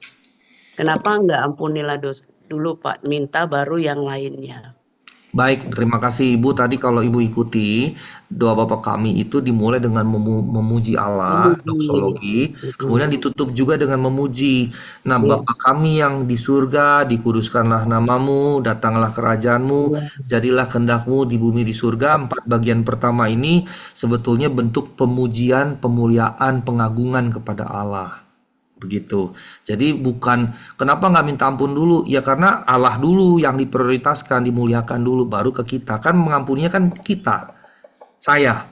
Nah, sebelum memulainya dengan saya, ya saya harus memulainya dengan memuliakan Allah dulu. Jadi doa Bapa kami dimulai, diakhiri dengan memuliakan Allah dulu. Nah, dikuduskanlah itu maksudnya memuliakan Allah. Dia kudus adanya. Terus kemudian kita mempersembahkan diri kita untuk kudus di hadapannya. Itu maksudnya, Bu. Itu ya. Oh, kalau saya berpikiran, maaf ya kita belajar ya Pak. Saya belajar. Maksudnya gini Bapak, kan di atas tuh memuji Tuhan. Ya. Berarti apakah kita dalam keadaan suci memuji Tuhan, sedangkan di ayat 12 ampunilah kami, berarti dalam Bukan di dosa. keadaan suci, Bukan bukan di begitu. keadaan suci. Jadi ini bicara urutan prioritas dalam doa. Maka Walaupun kita dalam keadaan nggak tidak ada suci. masalah, Bu, karena Enggak. kita tidak pernah pada diri kita sendiri jadi orang suci, nggak pernah, Bu. Oh, nah itu jawaban yang aku butuhkan. Makasih ya Pak. Ya, jadi kita sampai kapanpun kita sudah orang berdosa, tapi ketika kita menerima Tuhan, kita orang berdosa yang dikuduskan. Kita orang Oh, berdosa yang dibenarkan. amin. Terus Gitu ya? saya pernah ikutin itu Pak, ada orang meninggal, saudara atau siapa ya, di ibadah Katolik. Hmm. Tapi dia doa Bapa kaminya hanya sampai Versi si Lukas. jahat. Itu versi Ya. Lukas. Ya, Oh gitu. Terus yang versi lainnya nggak Lukas. diterusin sampai si Ya, jahat doang. betul. Jadi di dalam Alkitab, doa Bapa kami ada dua versi, Bu. Versi lengkapnya Matius, versi pendeknya Lukas.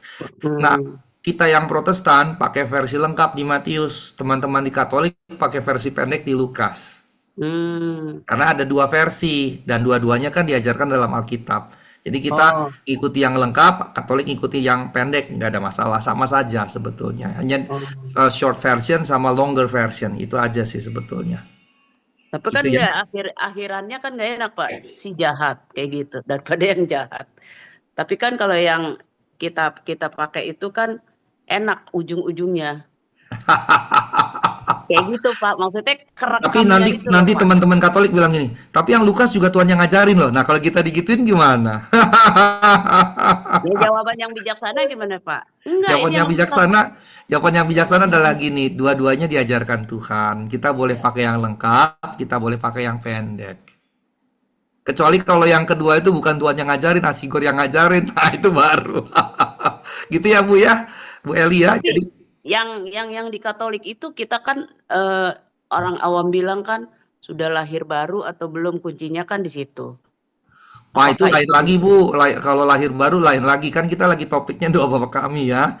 Topik kita doa enggak, Bapa kami. maksudnya di pikiran saya Katolik belum terima Yesus secara pribadi atau begitu pikiran saya nih Pak. Kalau misalnya salah ya tolong dibetulin Ya, bahwa ya. wawasan Ibu salah, maksudnya gitu. Ya, Tapi kalau sudah lahir baru atau tidak itu personal. Kan kita tidak bisa menghakimi, kan kita tidak tahu juga apakah dia belum. Karena di Katolik juga misalnya ada Katolik karismatik juga kan. Jadi iya, Sungai Yordan kan sebagiannya juga dulu sekali kan hijrah dari Katolik. sana ya. Iya. Sejarahnya di Saya awal. dari Katolik, Pak. Saya dari Iya, Katolik. makanya sejarahnya Apa kan gitu. apa betul kalau Katolik itu mengagungkan Maria daripada Yesus? Nah, dari situ kan kita berpikir, oh salah ini, harusnya Yesusnya karena dia Tuhan. Nah, itu pikiran saya, Pak. Tolong dibetulkan biar wawasan saya bisa luas. Ya, kita tidak nyampurin ajaran gereja lain, ya. Tapi ajaran gereja kita dan ajaran Alkitab, kita mengagungkan Tuhan kita Yesus Kristus. Mengapa? Karena yang jadi manusia, Allah yang jadi manusia itu adalah Yesus Kristus. Maria hanyalah manusia. Namun di sisi yang lain, Maria itu juga pilihan. Kenapa? Karena dia yang dipilih jadi bunda Yesus yang melahirkan Yesus secara manusia, secara jasmani.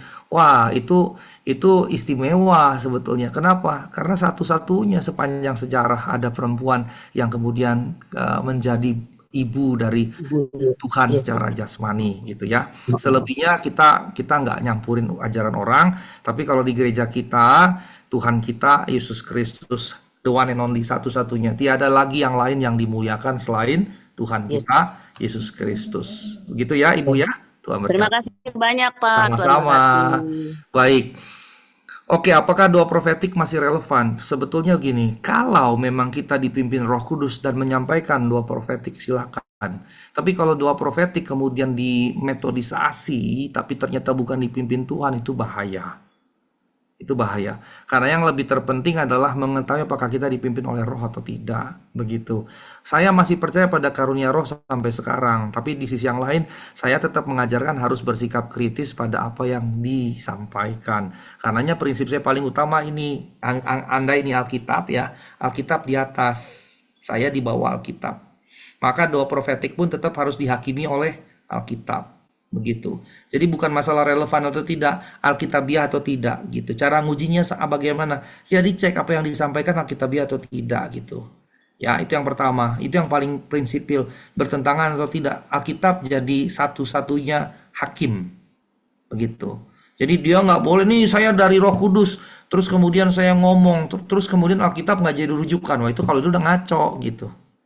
Saya dapat suara dari Roh Kudus nih. Ibu Trivena akan dapat berkat rumah di Pondok Indah gitu. Wah, itu mah kacau gitu. Waktu sampai angkat tangan.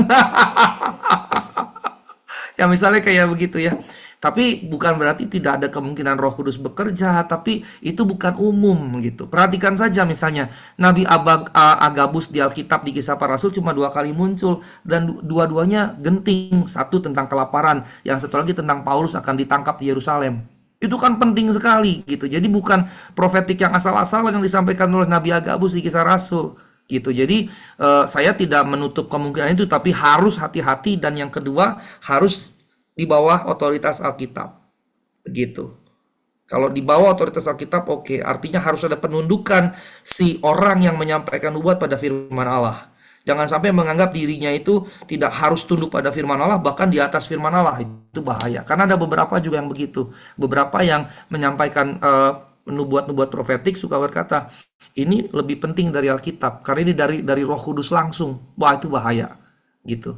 Sampai misalnya dia bilang, ini dari Roh Kudus langsung. Wah, itu hati-hati.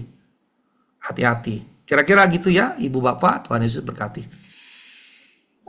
Yang pertanyaan kedua itu doa profetik, kan seringnya ada yang tanya, sebenarnya doa profetik itu ada nggak terdapat di Alkitab, atau di Alkitab itu karena waktu itu ada yang bertanya pada saya, kenapa di PA nggak dibawakan tentang doa profetik gitu Pak Sing. Sebetulnya kalau dibilang penting, nggak penting sih sebetulnya. Yang paling penting itu apa? Firman Allah. Itu yang paling penting sebetulnya. Firman Allah. Dan Alkitab sih bilang firman itu cukup. Dan yang kedua, Yohanes 15 ayat 25, Yesus ini bilang begini, kalau Roh Kudus itu dicurahkan, diturunkan, maka Roh Kudus akan menyampaikan segala sesuatu dan mengingatkan segala yang telah kuajarkan. Jadi apa yang Roh Kudus sampaikan tidak boleh bertentangan dengan yang Yesus sampaikan. Prinsip pertama, dia tidak boleh bertentangan. Yang kedua, dia tidak boleh bukan yang disampaikan oleh Tuhan. Tidak disampaikan. Jadi tidak boleh berupa negasi, ya, tidak boleh juga berupa kontradiksi. Jadi dia tidak boleh menyampaikan yang tidak Tuhan ajarkan, tidak boleh menyampaikan yang bertentangan dengan yang Tuhan ajarkan. Nah, kalau prinsip roh itu seperti itu, maka yang paling penting firman Allah, bukan doa profetik, gitu. Ya, kira-kira begitu ya. Jadi ini yang harus diperhatikan. Doa profetik ya kita di GBI hal itu masih dimungkinkan gitu. Tetapi yang paling penting yang benar justru adalah Alkitab. Alkitab itu cukup kok. Kalau kita baca rutin Alkitab, baca rutin, dan Alkitab itu kita baca dengan kecintaan, roh itu akan ngingatin apa yang sudah kita baca, yaitu firman Allah gitu. Kira-kira begitu. Profetiknya dibutuhkan. Sebenarnya kalau kita hidup dalam pimpinan Tuhan, profetik itu ada nggak ada juga nggak penting-penting amat sebetulnya. Tapi kalau memang Roh Kudus gerakan, saya juga tetap membuka ruang. Tapi tetap ruangnya nggak boleh dibuka lebar. Yang dibuka lebar itu Alkitab. Baca kitab suci, doa tiap pagi. Supaya kita tumbuh gitu kan, sekolah minggu kan gitu. Itu yang penting, bukan nubuat tiap hari kan, tapi baca kitab suci, doa tiap hari supaya kita tumbuh. Kira-kira begitu ya. Tuhan Yesus berkati. Oke, Bang Charles silakan. Mengapa Tuhan Yesus mengajarkan doa Bapa kami kepada murid-muridnya, Pak? Oke. Jadi kalau Bapak Ibu perhatikan di Lukas ya, di Lukas itu para murid bilang ini, Tuhan, guru Yohanes Pembaptis ngajarin murid-muridnya berdoa. Dan sebetulnya kenapa murid-murid Yohanes diajarin berdoa oleh Yohanes? Karena orang-orang Yahudi juga punya doanya khusus. Jadi kalau Bapak Ibu melihat rekaman sesi pertama sebulanan yang lalu kalau saya nggak salah, itu saya jelasin latar belakangnya doa Bapa kami. Jadi orang Yahudi punya doa yang serupa, Yohanes Baptis punya doa yang serupa untuk para murid, maka para murid minta ajarin juga dong kami berdoa.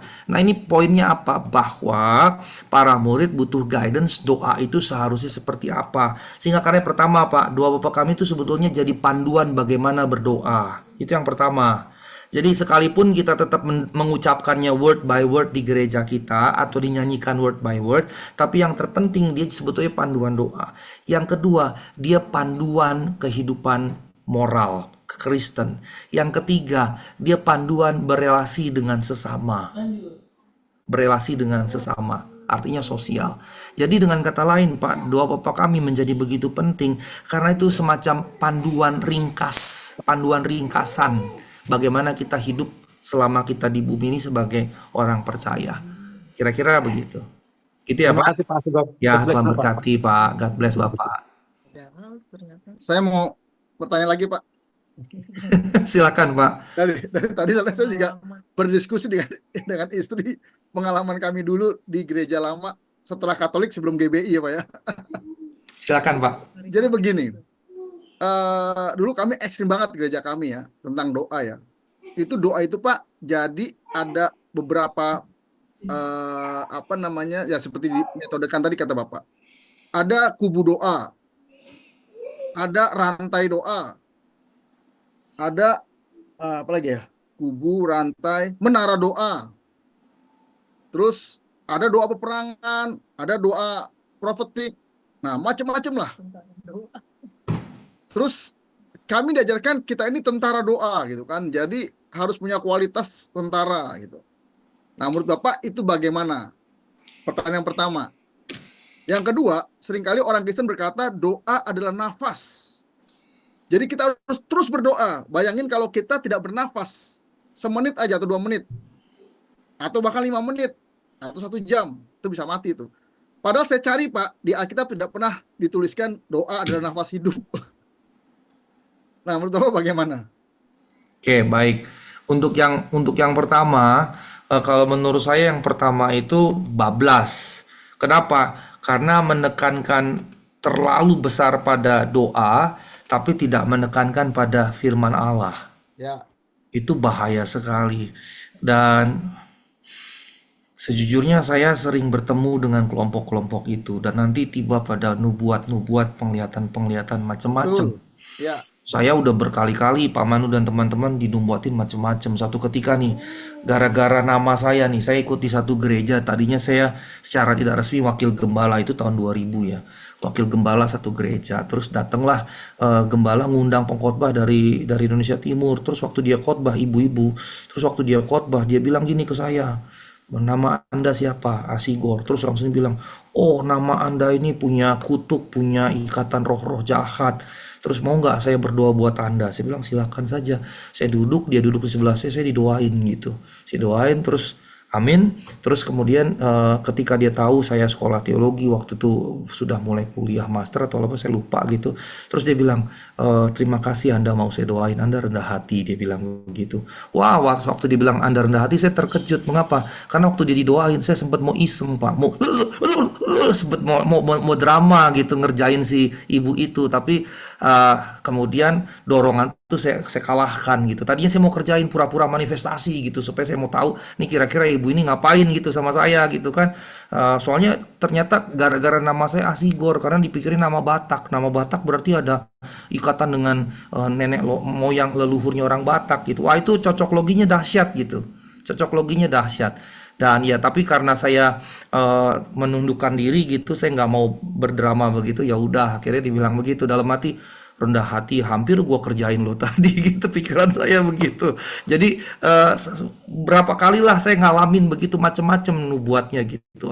Ada roh inilah, roh itu. Wah, udah capek deh saya digituin, perasaan apa sih nggak ada gitu. Saya bingung juga gitu macem-macem. Jadi hati-hati dengan yang begitu karena berarti firman Allah lebih rendah gitu. Wah, itu parah kalau sampai firman Allah lebih rendah. Kita nggak boleh, firman Allah harus yang terdepan. Doa ya memang harus setiap saat. Memang bahwa doa adalah nafas itu memang tidak ada. Tapi kemudian ada perintah Tuhan Yesus jangan kita putus-putus berdoa. Nah, orang menyebut doa adalah nafas itu sebetulnya semacam summary dari atau parafrase dari ketika ingat cerita itu ya, perempuan tua yang datang kepada datang kepada hakim terus datang terus menerus. Terus Tuhan sebetulnya menggunakan itu bukan dalam pengertian memaksa Tuhan dengan doa-doa kita, bukan, tapi bicara dengan maksud doa yang terus menerus gitu. Itu bicara membangun hubungan yang baik PL maupun PB itu memang tidak ada. Itu parafrase dari hendaklah kamu berdoa setiap saat, berdoalah terus menerus dan terus. Misalnya Matius 26:41, berjaga-jaga berdoalah, gitu kan, kata berjaga-jaga dan berdoa kan begitu. Jadi parafrase. Jadi karenanya tidak ada memang ayat yang berkata doa adalah nafas. Itu adalah parafrase dari pernyataan untuk berdoa tidak berhenti-henti. Maksudnya jangan sampai kita puasa berdoa. Tapi sekali lagi doanya apa? Itu yang terpenting sebetulnya. Kayak tadi kalau kita naik pesawat itu doanya doa ketakutan. Sebetulnya nggak tepat gitu. Doanya harusnya berserah dengan kecintaan. Nah kalau udah kayak gitu, ya nggak perlu dalam nama Yesus, nggak perlu kayak gitu juga. Serah Tuhan, kami serahkan penerbangannya dalam tanganmu. Amin, sudah gitu. Jadi kira-kira gitu. Yang dimaksud nafas itu sebetulnya lebih kepada keyakinan yang teguh akan penyertaan Tuhan setiap saat di sepanjang kehidupan. Nah, kalau kita sudah yakin begitu, terus tiba-tiba Tuhan izinkan terjadi sesuatu, kita ngalami yang buruk, itu karena Tuhan izinkan. Seperti kecelakaan saya waktu yang lalu. Saya berdoa tuh di Purwakarta, booking hotel karena udah malam, di Purwakarta nginep, terus di malam doa. Kan shock ya, Bapak bayangin ditabrak truk kiri kanan depan belakang gitu kan, mobil dengan truk itu mepet seperti ini gitu, terus malam berdoa, Tuhan kenapa ini, apa yang salah, apa aku buat dosa atau apa, Tuhan kenapa terjadi. Nah kalau kayak gitu boleh bergumul, tapi setelah hati punya kesaksian, kalau kita dekat dengan Tuhan dalam pengertian kita memang mencintai Tuhan, mengasihi Tuhan, kita akan dapat kesaksian batin sebetulnya gitu, karena roh Allah bersama dengan roh kita bersaksi bahwa kita adalah anak Allah. Nah ketika saya dapat kesaksian batin, nggak ada yang salah pada dirimu, tapi Tuhan izinkan ini terjadi, ya sudah gitu. Nah berarti Tuhan izinkan kita mengalami pencobaan. Yang penting jangan sampai gara-gara dosa kita gitu, kira-kira begitu. Jadi itu yang dimaksudkan Ibu Bapak ketika orang-orang berkata doa adalah nafas, maksudnya kita harus terus membangun komunikasi dengan Tuhan. Tapi komunikasi yang seperti apa? Tadi balik, berbasis firman Allah, berbasis Alkitab gitu. Ya, jangan lihat mobil cantik, mobil keren gitu, mobilnya Pak Manu misalnya ganti, jadi misalnya naik Land Cruiser, terus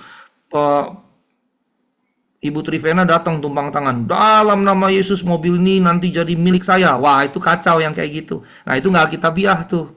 Gitu, itu namanya mengingini milik sesamamu. Padahal itu malah dilarang oleh perintah ke-10 kan? Kan gitu. Gitu ya, Tuhan Yesus memberkati. Baik Pak, terima kasih. Terima kasih Pak. Oke. Kalau tidak ada lagi pertanyaan, kita tutup. Terima kasih Bapak, Ibu, dan saudara sekalian sudah hadir dalam pendalaman Alkitab pada pertemuan ini. Saya akan minta Pak Gem akan tutup kita dalam doa. Baik, Bapak Ibu, saudari, mari kita menutup dalam doa. Tuhan Bapa di surga, kami ucap syukur untuk pengajaran sudah kami terima, dan biarlah itu memperkuat iman kami, memperkuat pengharapan kami Tuhan kepada Engkau, dan juga kasih kami pada Engkau, dan menjadi dasar bagi kami untuk hidup seturut kehendak dan rencana Tuhan. Kami berdoa juga Tuhan untuk jemaat yang belum mengikuti atau yang akan mengikuti melalui YouTube, Tuhan juga memberkati mereka sama seperti Tuhan memberkati kami dalam pengajaran ini Tuhan. Kami juga berdoa untuk Pak Sigor, Tuhan pakai lebih lagi, berikan hikmat untuk menjadi pengajar bagi banyak orang, sehingga banyak orang dibukakan pemikirannya untuk lebih lagi memahami firman Tuhan. Terima kasih Tuhan, demi nama Yesus kami berdoa dan mengucap syukur. Haleluya. Amin. Amin. Iya, terima Thank kasih you, Pak Pak Sigor. Sigor. Amin. Tuhan berkati. Terima kasih Pak Manu. Terima kasih, Pak.